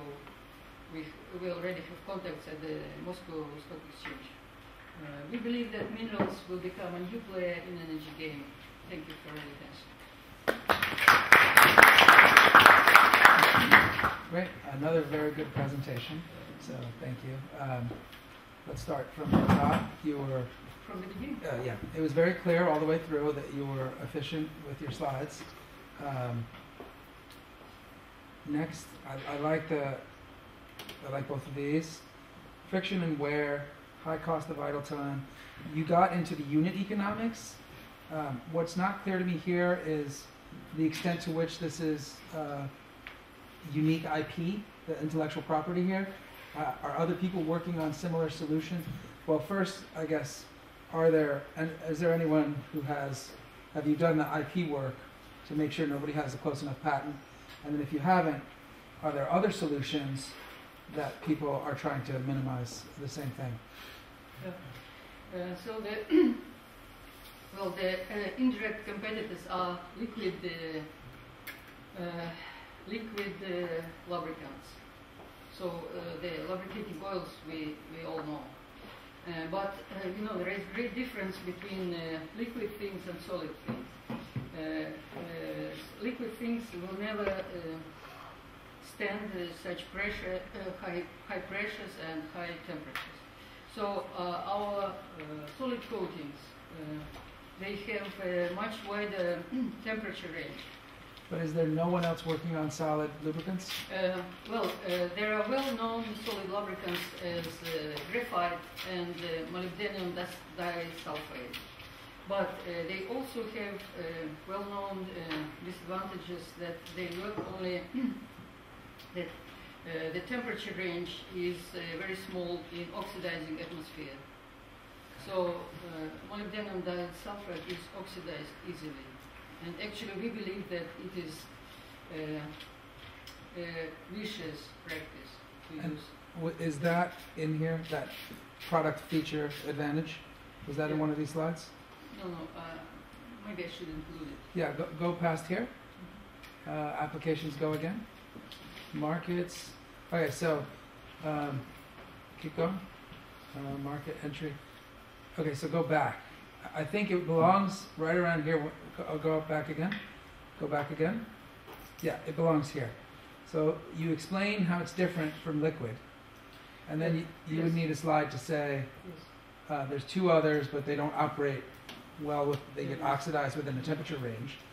Right, and that would be important to show me your competitors who are trying to do the same thing you're doing. Also they protect from abrasive wear, for example, which liquid oils never can do. Okay, so I want to see those feature differences, and then I want to see the price of theirs versus the price of yours. And then I'd want to understand which part of those markets that you identified care about the temperature difference. Some people might not care.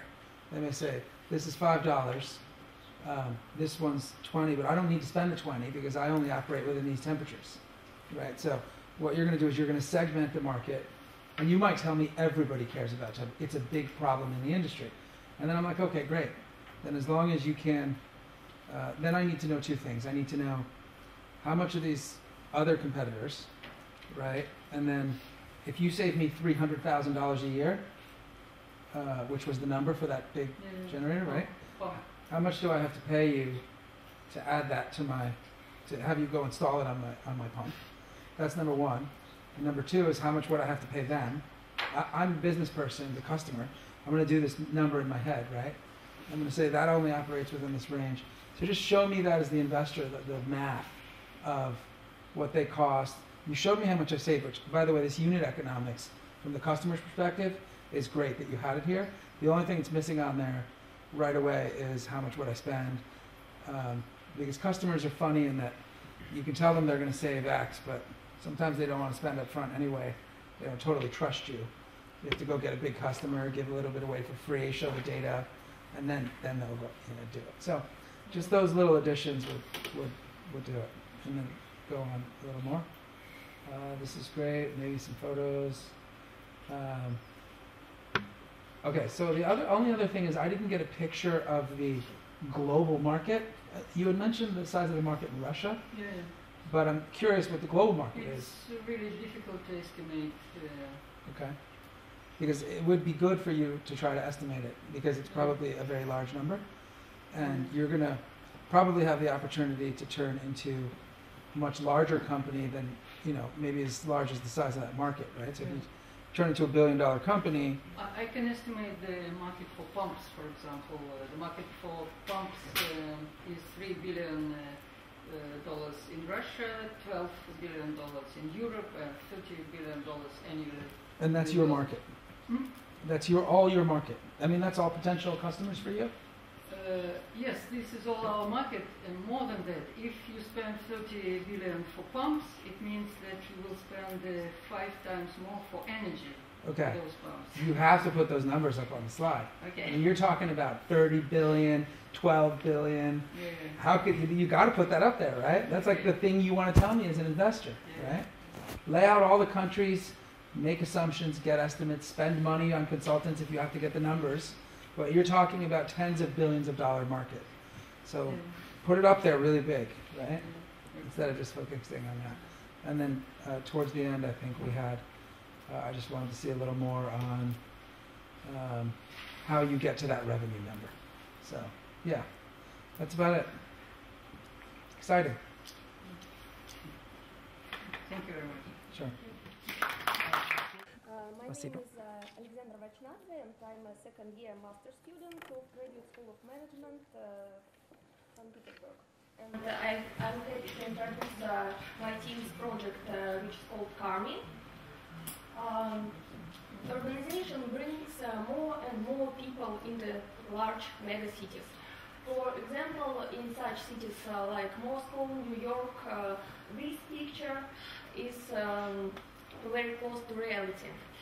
And but what can you do? How can you avoid to be pressed by crowd if you don't have enough money to have a car?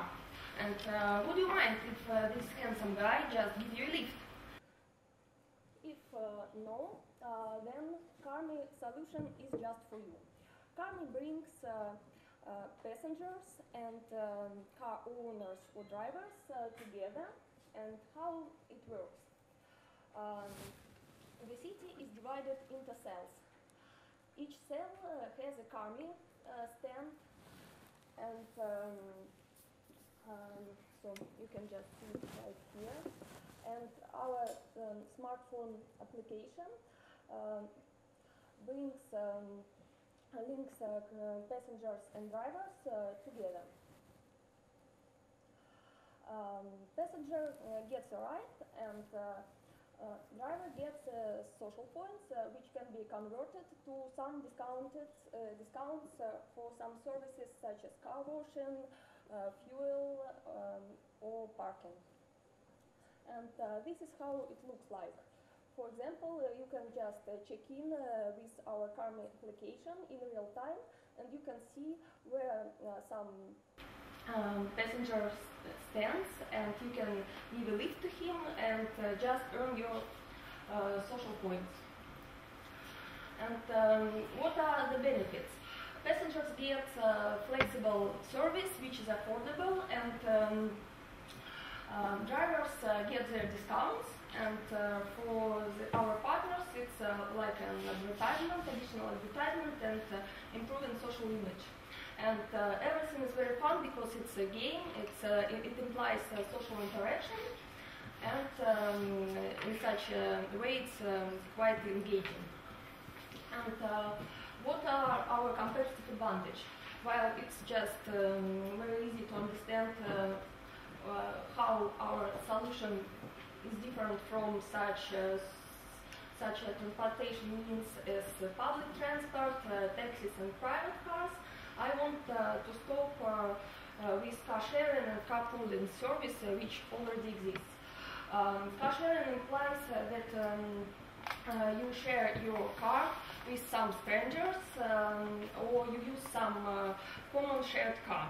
And it's not very flexible because you need to book it in advance, and it's the same with carpooling. And for example, carpooling works mainly for long distances. And our service is real-time intra-city service, and this is our main competitive advantage. And CARMI generates revenues. Part of our revenues comes from advertisement, and part of our revenues comes from passengers. We don't charge drivers, because the drivers is our main strength, but we charge passengers because they get flexible and convenient service. So this is our revenues, and for example, we some calculations for Vienna, and with these parameters we get 2 million euro profit in the year 5, and the main point here is also that we include in our model 3 million incentives for drivers from 6 million annual revenue. But also we are still playing with our business model, and all these numbers are variable, so yes, and this is the end. With our solution, city gets smart inhabitants which care about each other. Thank you. Okay, great presentation. Stylistically, good visuals, it was easy to understand. Let's go up to the beginning. Yeah, so all of this is just a very good way to digest it, right? You showed me the problem, you showed me the solution next, you kind of let it come in stages. Like I have a good visual for how the service works. Even the app, I like you brought it to life. Keep going. Keep going. This was good. I like that you had a competitive advantage side. There's no other service like this right now? Like, no. Okay. So those are the 4 buckets. It wasn't clear for me how this is different from carpooling. It's a form of carpooling. Yes, it's like on-demand carpooling. It's yes, not like you own. The main differentiation is that our carmi is real time. Okay. You don't need to book it in advance. You don't book yes. it. Like carpooling, you have to make an appointment. Yes. Yeah, okay, got it. So That's what I thought. flexible. All right, so keep going. So this is great.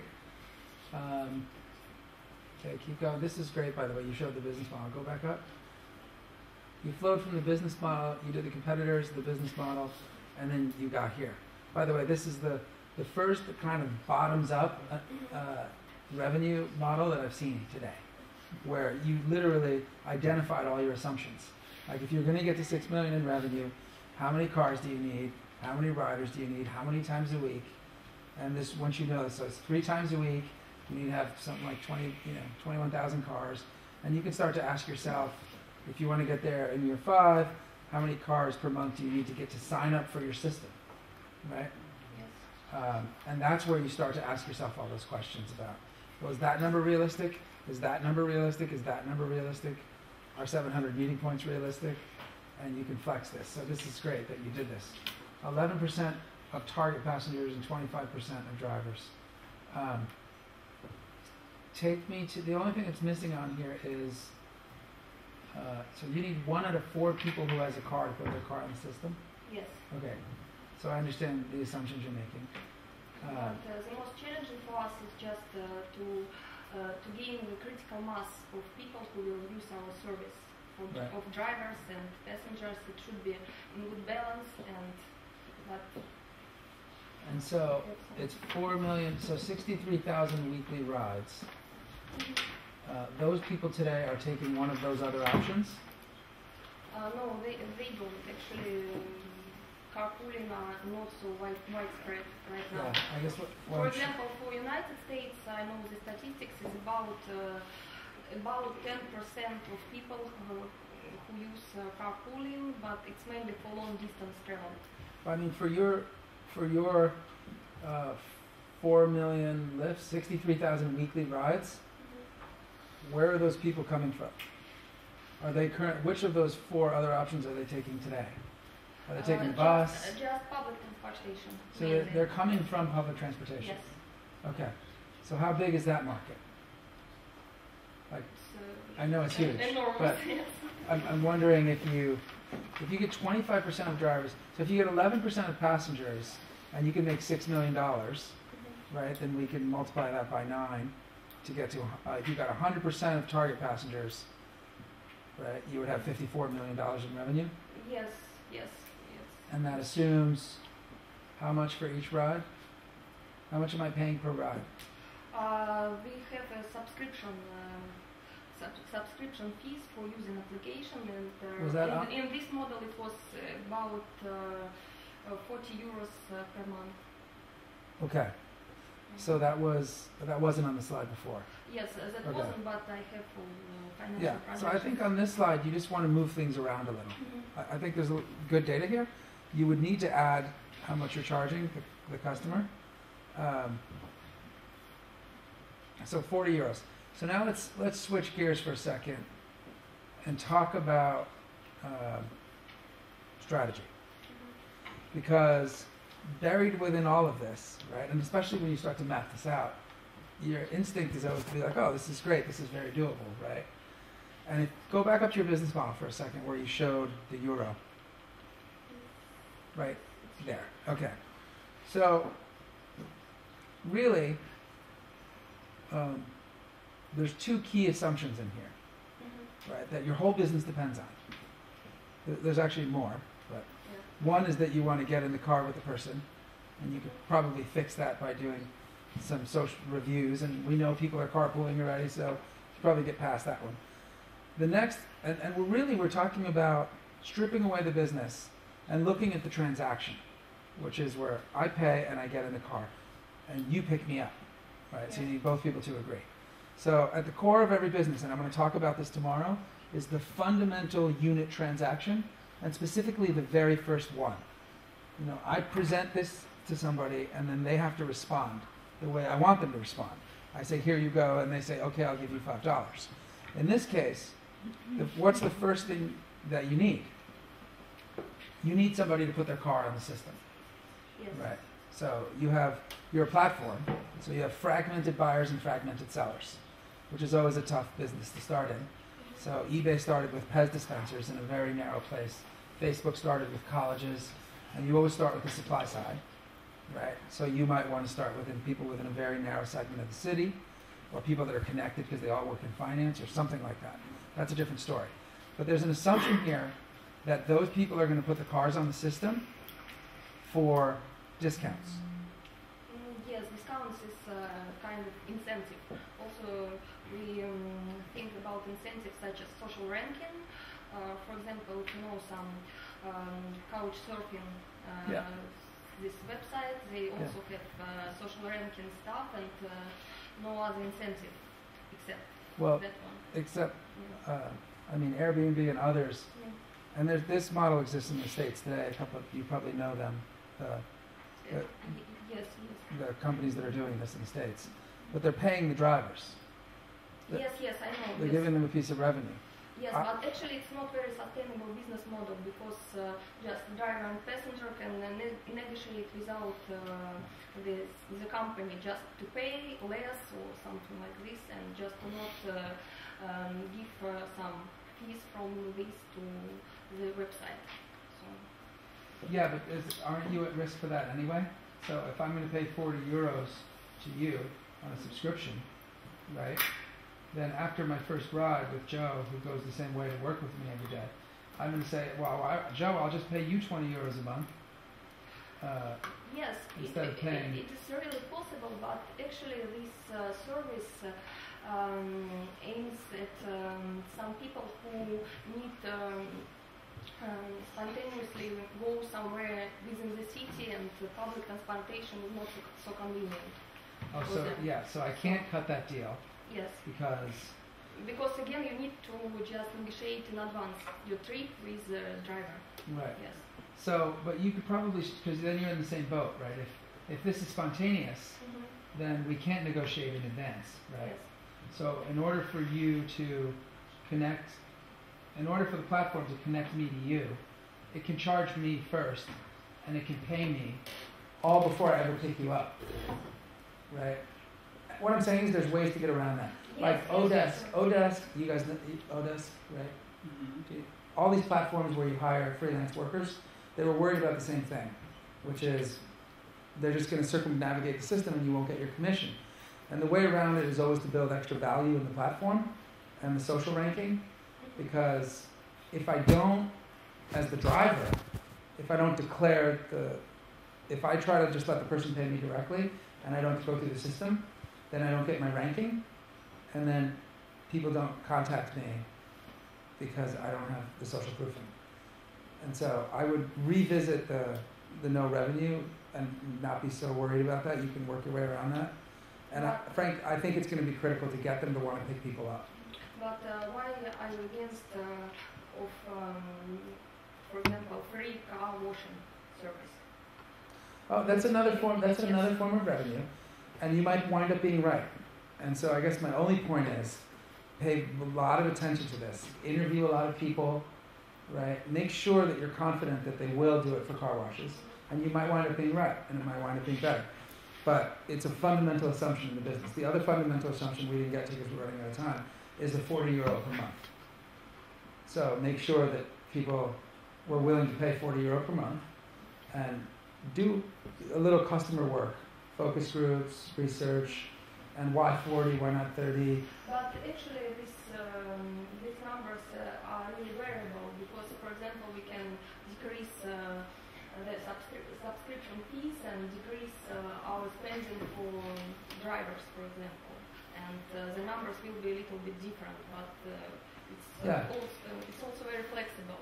Yes, you just have to make sure you really dig deep into understanding what. And the same thing about a discount for a car wash, I might think about differently from cash. And so this is where you have to get into the psychology of both sides and make sure you get it right, and then you'll be good to go. Thank you. Good.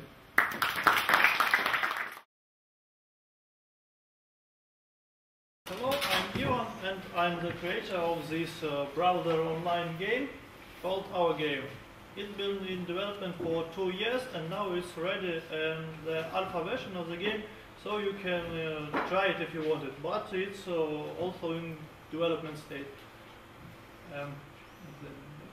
So this is a role-playing group-based strategy game. Group-based, this means that you can grab a group of NPC players, not playable characters, which you can rule and manage.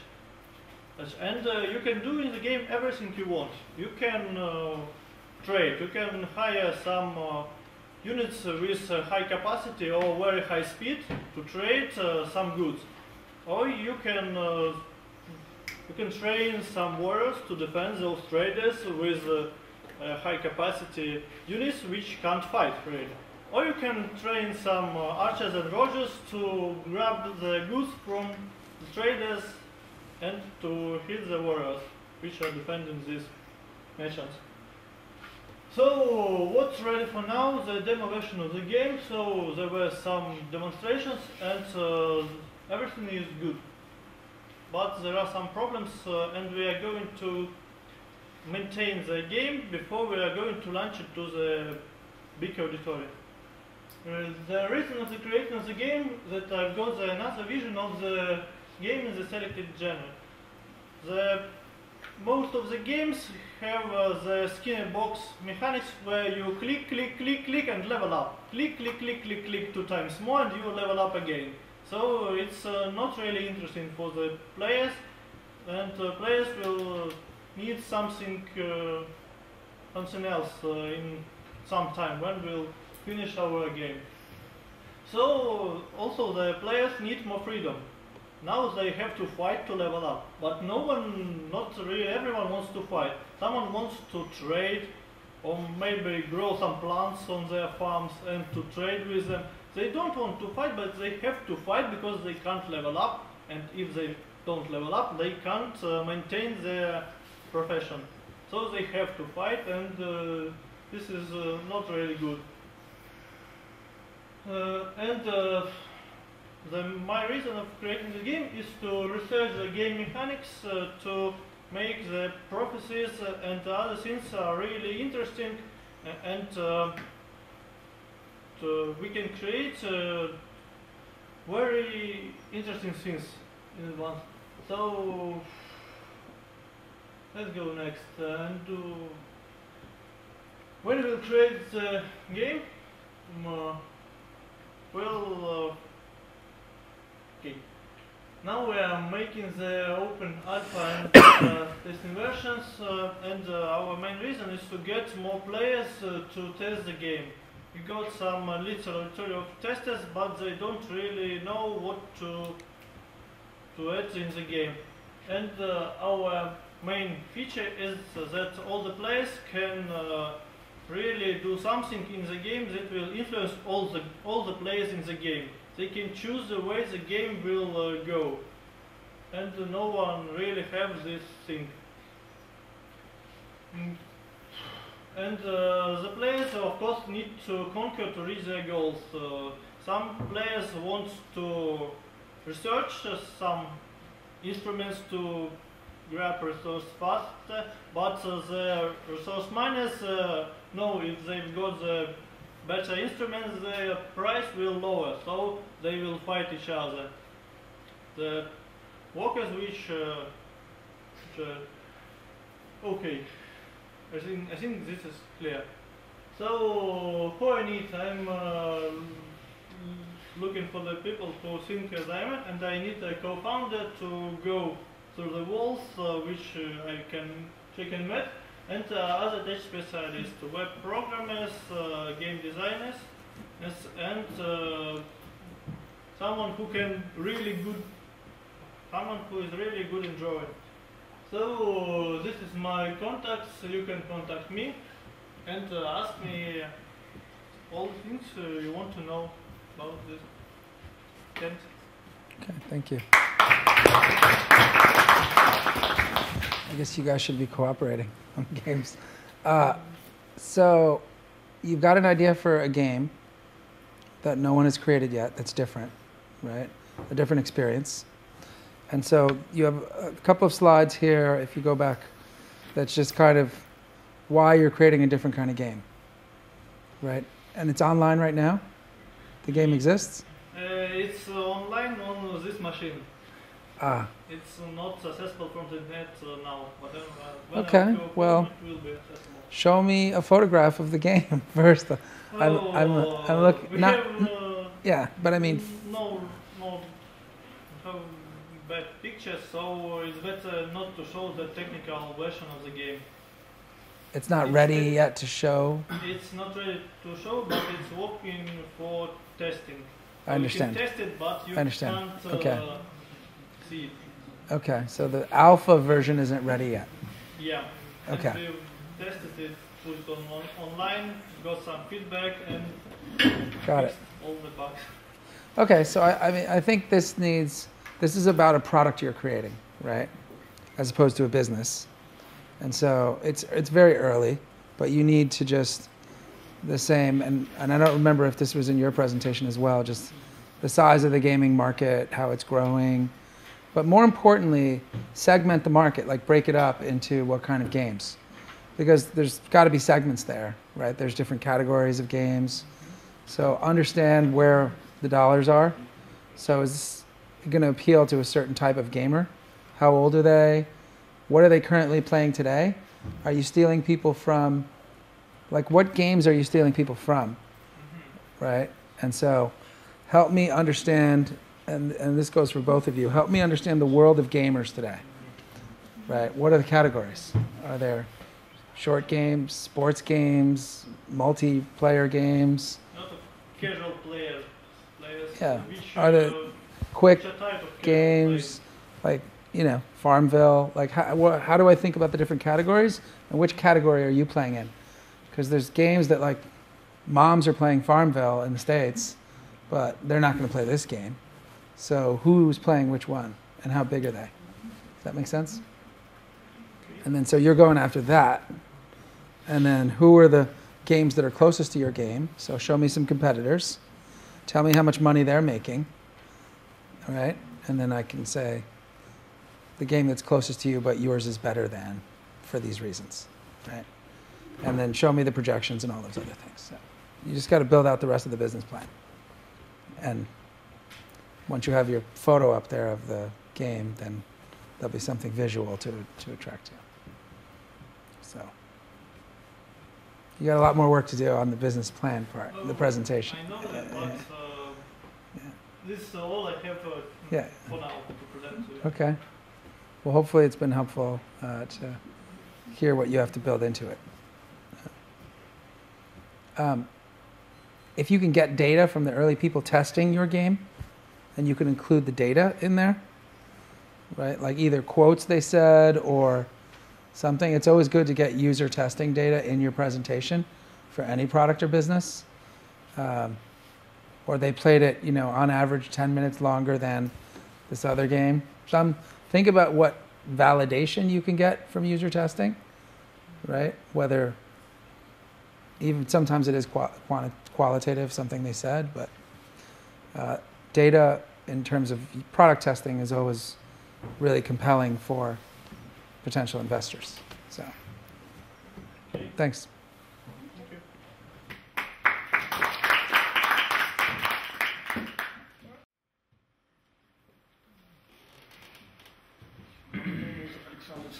I am a director of Intra Micro Micro Company, and I'm afraid that all are something tight, but I hope to make with my not perfect English, but I hope to compensate it by some new idea.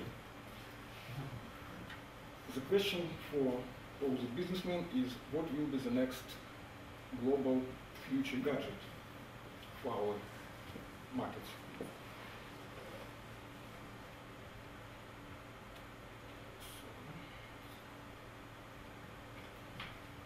Because the gadget market volume may be $1 trillion and it's very, very attractive. It may be very simply estimated, like every possible potential gadget may be with a retail price less than $1,000, and we can surely multiply this value by golden billion of people, at least. We can offer one such a thing, personal gas analyzer for everybody. What can it provide for people? The matter is that even our cars are controlled at every working cycle by gas analyzer. The fuel concentration and air mixture are controlled with gas analyzer, and engine mode is controlled by the board computer, and so on. But we have no such a control or monitoring device for us as a people, as a human. Another possible application will be drugs monitoring, and another huge application will be control of the food and drinks quality. So I think nobody will reject the pocket-sized device which will be control all the chemical environment around him. To continue the problem of medical diagnostics and monitoring, which in the 21st century must be on the permanent basis. So we need, like a car, the medical monitoring at least every hour. And we cannot go to the lab for blood test or another medical problem and so on. And if we have such a device in our pocket, which will register biomarker molecules around us in our exhaled air by breathing and via skin, we can construct such medical diagnostics on the permanent basis. About cars I have said already. What existing technology can provide us for the role of such a gas analyzer?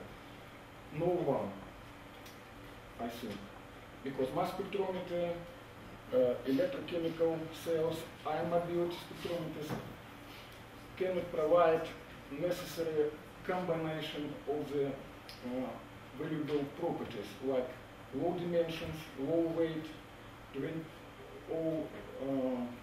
all-day rechargeable power supply and no price, because every of existing technology don't possess the sum of these properties today.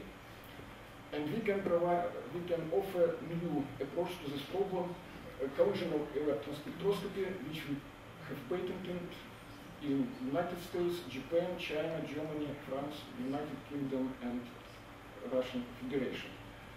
There is a very simple idea based on it, because we can make analysis of the chemical structure of the molecule even at the higher pressure in the air if we use some scaling relationships, and the fact that the electron which carries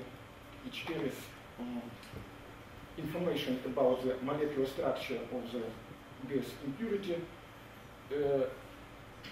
loses only a low amount of its kinetic energy in the collisions with the gas. There are some diagrams for such a device, some computer modeling. There is prototype, which we have prototype of the device, and even in such a manner it may be estimated like a pocket size. This some possible spectra of such electrons.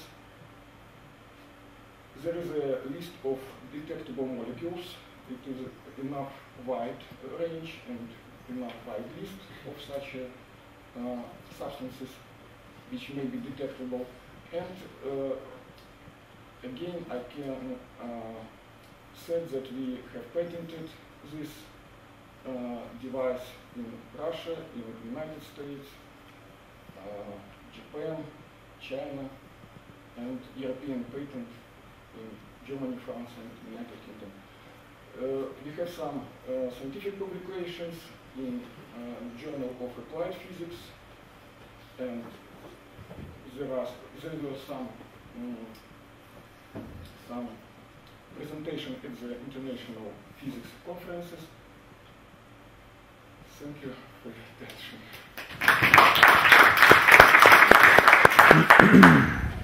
Thank you. Some quick questions. What size does it become? The detector may be 1 cubic centimeter, because one of the main principles of collisional electron spectroscopy is that at the atmosphere pressure, the gap between two electrode system of detector might be 1/10 of millimeter. So, I think the question highlighted a larger point for the presentation, which is,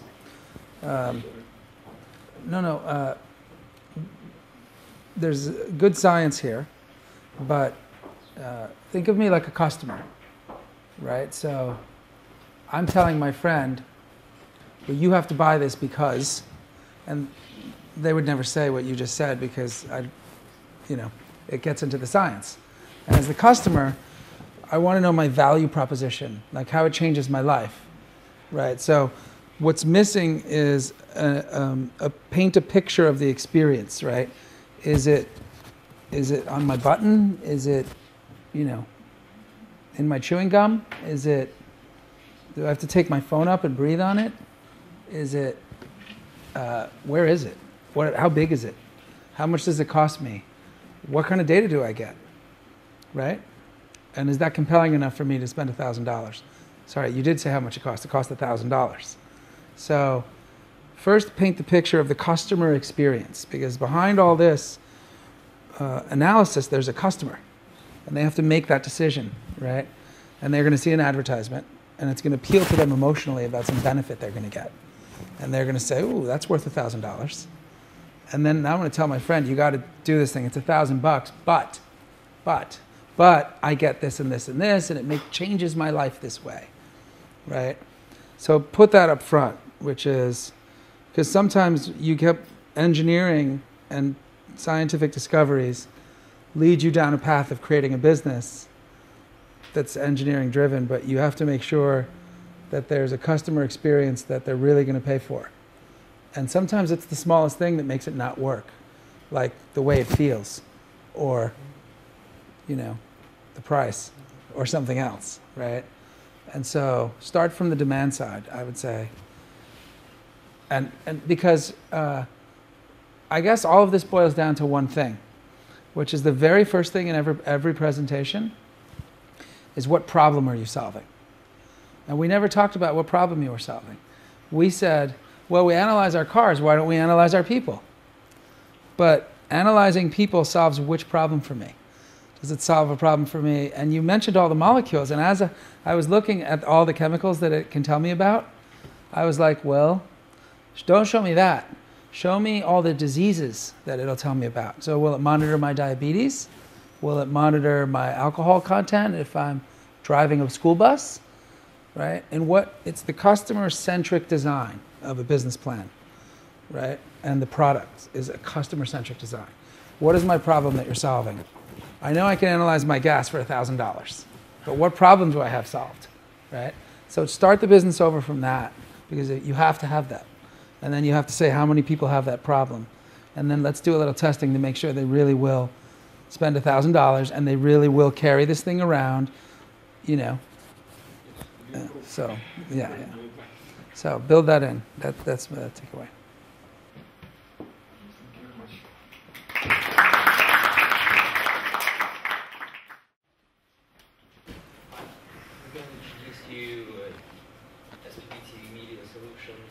Which is, well, basically, we are a team that are building a mobile TV that you can watch on any kinds of screens, starting from mobile phones, desktops, or laptops, or whatever you want.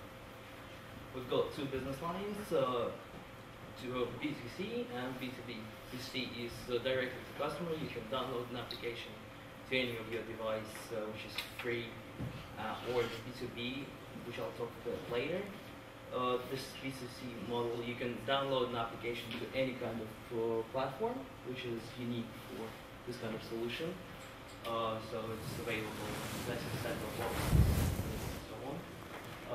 We've got quite a few awards for that. So we're one of the best mobile TV in the world so far. The B2B model is a bit more interesting. We developed a white label solution for mobile operators. So because we translate TV signal, we generate quite a few traffic for them, and they get well from that. So they're interested in our solution. We work with a lot of mobile operators, which is MTS in Russia, BSNL in India, Megaphone in Russia, Starham in Singapore, and Copa America. Well, that's a bit more about us. We're available on desktops, set-top boxes, and mobile screens, which is tablets and mobile phones. So, as I said, this is unique because most of these solutions are set on a specific device or specific platform, like iOS. You get a lot of things for iOS. You get a lot of things for Android as well. You don't get much on Windows phones and games like that. Well, the benefits are that we are user-friendly. We have tech support 24/7. We will go to HD in a couple of weeks, and having that, we generate a lot of traffic. The traffic is much lower than we can get from any other solution because we've got adaptive bit rates and all that. The media platform for mobile operators is that we build a white label solution for them, and the platform is single, and you get a single platform for all kinds of platforms, so for all kinds of platforms of mobile phones. So you see the same picture from any kind of phone. This is a bit of how it works. You get the signal from there, you go to transcoding and streaming servers, then you add the advertising or the streaming service from the, then you go to the end server and you get to the client. We do our own streamers and transcoders, so we get the signal from the TV channel, which we transcode it form into the needed format and then stream it to the end user. Also, we've done an advertising solution right now, so we can, having that, we are the new media, and TNS and all that statistical guys don't count on us. So channels, TV channels don't get any money from us. So we built advertising platform so we can insert the video or the advertising instead of the advertising inside of the channel. So we can replace that and monetize that over time. So yeah, and we get a lot of targeting options as gender, age, because the user get the option to sign in, or they can go away from that. But we definitely get the device, location, platform, and TV channel languages and all of that. That is again about that we are available on all kinds of screens, and the unique features are that we get channel storage that you can buy channels or just get it for free, and smart searches and all of that integrates with social networks like Facebook and Twitter. This is the new client. We went through 3G and we presented that in Singapore. That's set-top boxes and a bit more from us. This is the things that we do for TV channels.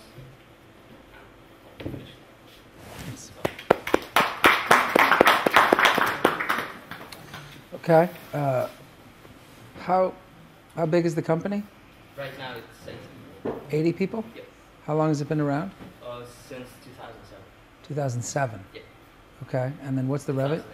What's the total number of clients and revenue? You had a slide up there that you had a lot. You had a lot of big name customers. 20 million customers. 20 million customers? Yeah. What kind of revenue?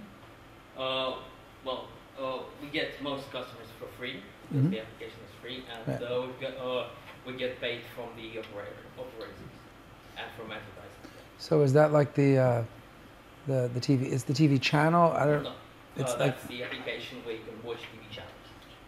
Okay. Where's the 3D? Here you can see that you can choose any kind of channel, and we've got more than 200 channels, like MTV or First Channel. But the network MTV pays you? No. No. Okay. We pay. You pay them? Yeah. Got it. And then you make it on advertising? Oh, well, yeah. That's what you're working on? Yeah. Pretty much. But they're complicit. They have to allow you to do it, right? The channels? Yeah. Yeah. Okay. But most of them are fine with that. Because for now we do the pre-rolls. Right. While the channel is buffering, we watch the Okay. ad, So I'd say, this company's been around for a while. Yeah. You have lots of customers. So the very first slide should be like the company snapshot, right? Okay. Formed in 2007, 80 employees, this many customers. Well. You do have 2007 there. Okay. You know what? The truth is, I didn't get to read all this, right? It's very text. This is the one that you take home and you read after the person leaves it with you. Go to the next one. Okay. Yeah. Here, I didn't get to read those two either, but I got there was a B2B and a B2C. Yeah. Well, that's the main idea. Okay. Yeah. And you could probably just do that with 2 photos or something that shows that. Yeah. Keep going. So. Here you can get 20 million. Yeah, more than 20 million users worldwide. So how big does the company get in terms of revenue, like the projections that you guys have? Well, it should generate around $2 million a month next year. Next year? Yeah. Okay. And then what about in the outgoing years? In outgoing years, it depends on the different types of models that it will go, because for now we go to the B2B and B2C model. So by the it way, is- what yeah, countries is that? worldwide. This is worldwide. Okay. You can get that in any country. And is your customer base currently distributed over certain Oh, regions? well, mainly because our R&D and the channel support guys are in Russia. Main people are in Russia. Okay. But let's say that's about 50% of customers are in Russia, and all the other 50 is around the world. Okay. And are you raising money? Right now, not really, but we are looking whether we would need that in the future. Yeah, it wasn't clear from the presentation if you, or how really. much you were raising, or, okay, all of that. Yeah, I mean, I think, keep going. That's the words. It's nothing interesting in that. And was there a competitor slide here? No. Okay. So I would, start with a better company snapshot. Okay. Show me where your existing customers are on a map. Definitely do the competitors. Mm-hmm. Why are you better than any of the other people doing it? And maybe a visual of the relationship with the broadcaster, like the way you had the network visual that showed the servers. Do one of the networks and just like that, and then kind of your projections, like where they're coming from. Are you focused on specific markets regionally, or you just don't care? No, we do care. Well, Are you trying to acquire your B2C through certain channels? no. You're going to advertise, word of mouth, like just a little more about how you're going to get to customers and how you probably know because you've already been acquiring customers. So how are you getting them? And then more detail on the dollars and advertising rates and things like that. I mean, the strategy makes total sense. And then at the end, if you're raising money and all that, the typical details, but it's cool. Yeah. Do you have a more blown out presentation of this somewhere? Sure. You do? I thought so. Okay. Yeah. I've got a blown out presentation. I've got quite a few videos as well. So. All that information is in there. Okay. Very cool. All right. Thank you. Thank you for investing the time and sitting here and sharing your presentations. Hopefully the feedback was helpful. I think, there was consistency around what I see in startup presentations everywhere, which is just a little more time on the customer and the target market. And again, I see this in the US too. So segmenting the market, we pretty much consistently see. People get into the product. Most of the time, they think about what they're building, and then they don't always spend enough time really comparing it against the competitors. So it's the customer first, the market that they're in, and then the real tight competitive. So I saw varying degrees of those today. And then the next one is exactly how the customers get acquired. And then I think one thing that I've seen less here in Russia than even in the different cities I've been to over this last week I've been traveling is the kind of is the financial projections, and especially the bottoms up. So I saw one today that had bottoms up. Actually, several had financial projections. One, I actually saw the assumptions that went into it that said we're going to have this many people, they're going to pay this much each, we have to acquire this, and this is what our costs are going to be. And actually, I didn't see once where it was kind of showed me 5 years, what I get for each year, what the costs are, and then something we call the use of funds, which is the slide that says we're raising 5 million, and then this is exactly where it goes. 1.2 goes to people over the next 8 months. 100,000 goes to legal. This goes to rent. So show me the budget. If you're asking the investor for 2 million, where's it going to go? And then the last thing that we didn't talk about today, and is really important, is what is that 2 million going to answer for us? What is it going to do? It is going to prove that people will get in cars and pick each other up, or it is going to prove that we can, charge this much for it. Because all your business plan is a series of proving hypotheses and removing risks. In the beginning, you have an idea. And someone said today, well, it's all imaginary, or I don't remember what the exact word was, when I talked about building a financial projection. Yeah, well, anything you build in life is imaginary in the beginning. Your house, your business, and ultimately, you have to make each part of it real. And you assume that you can do that. You assume you can build that great game. And you assume you can sell it for $7. And you assume you can get 1 million people to buy it. And you assume you can pay your developers this. And it's a series of assumptions. And investors pay for you to remove those assumptions and to turn each one from an assumption to a known fact. Right? That's what they're investing in. And they'd like for you to do as much of that as possible and do as much of it as possible. But when they're going to give you money, they want to know which ones you're removing with that money. So for the next 18 months, we are going to prove this, this, and this. And then at the end of that period, they know that that business will look strong enough to go raise another 5 million to just grow and scale it. Ultimately, they want to get to the point where you've proven out the model, and all you have to do is scale it. So you just need to acquire more customers. I know that if I present this in front of her, she will buy it, because I know that women between a certain age who have this situation buy that for $5. I know that now. So I just need to advertise, and I've also learned that if I advertise in this magazine, I can spend this much and I will acquire that many women in that exact situation. My model is proven. I can go to the investor and say, I have all the data. So I just want to place 1 million ads in that magazine. That's what they want, right? And then it'll make me this much money. And then we can sell it for this, and you'll get this, right? Because you own X% of the company. And so the financial projections start to do that for you. But then that last slide is the budget. And then the last piece, what does it get you? What is this, not all the funding, but this round of venture capital, this very first seed round, what does it prove? Right. So think like an investor, really they're a customer, right? And in their head, show them the path, right? So that's it. Thanks.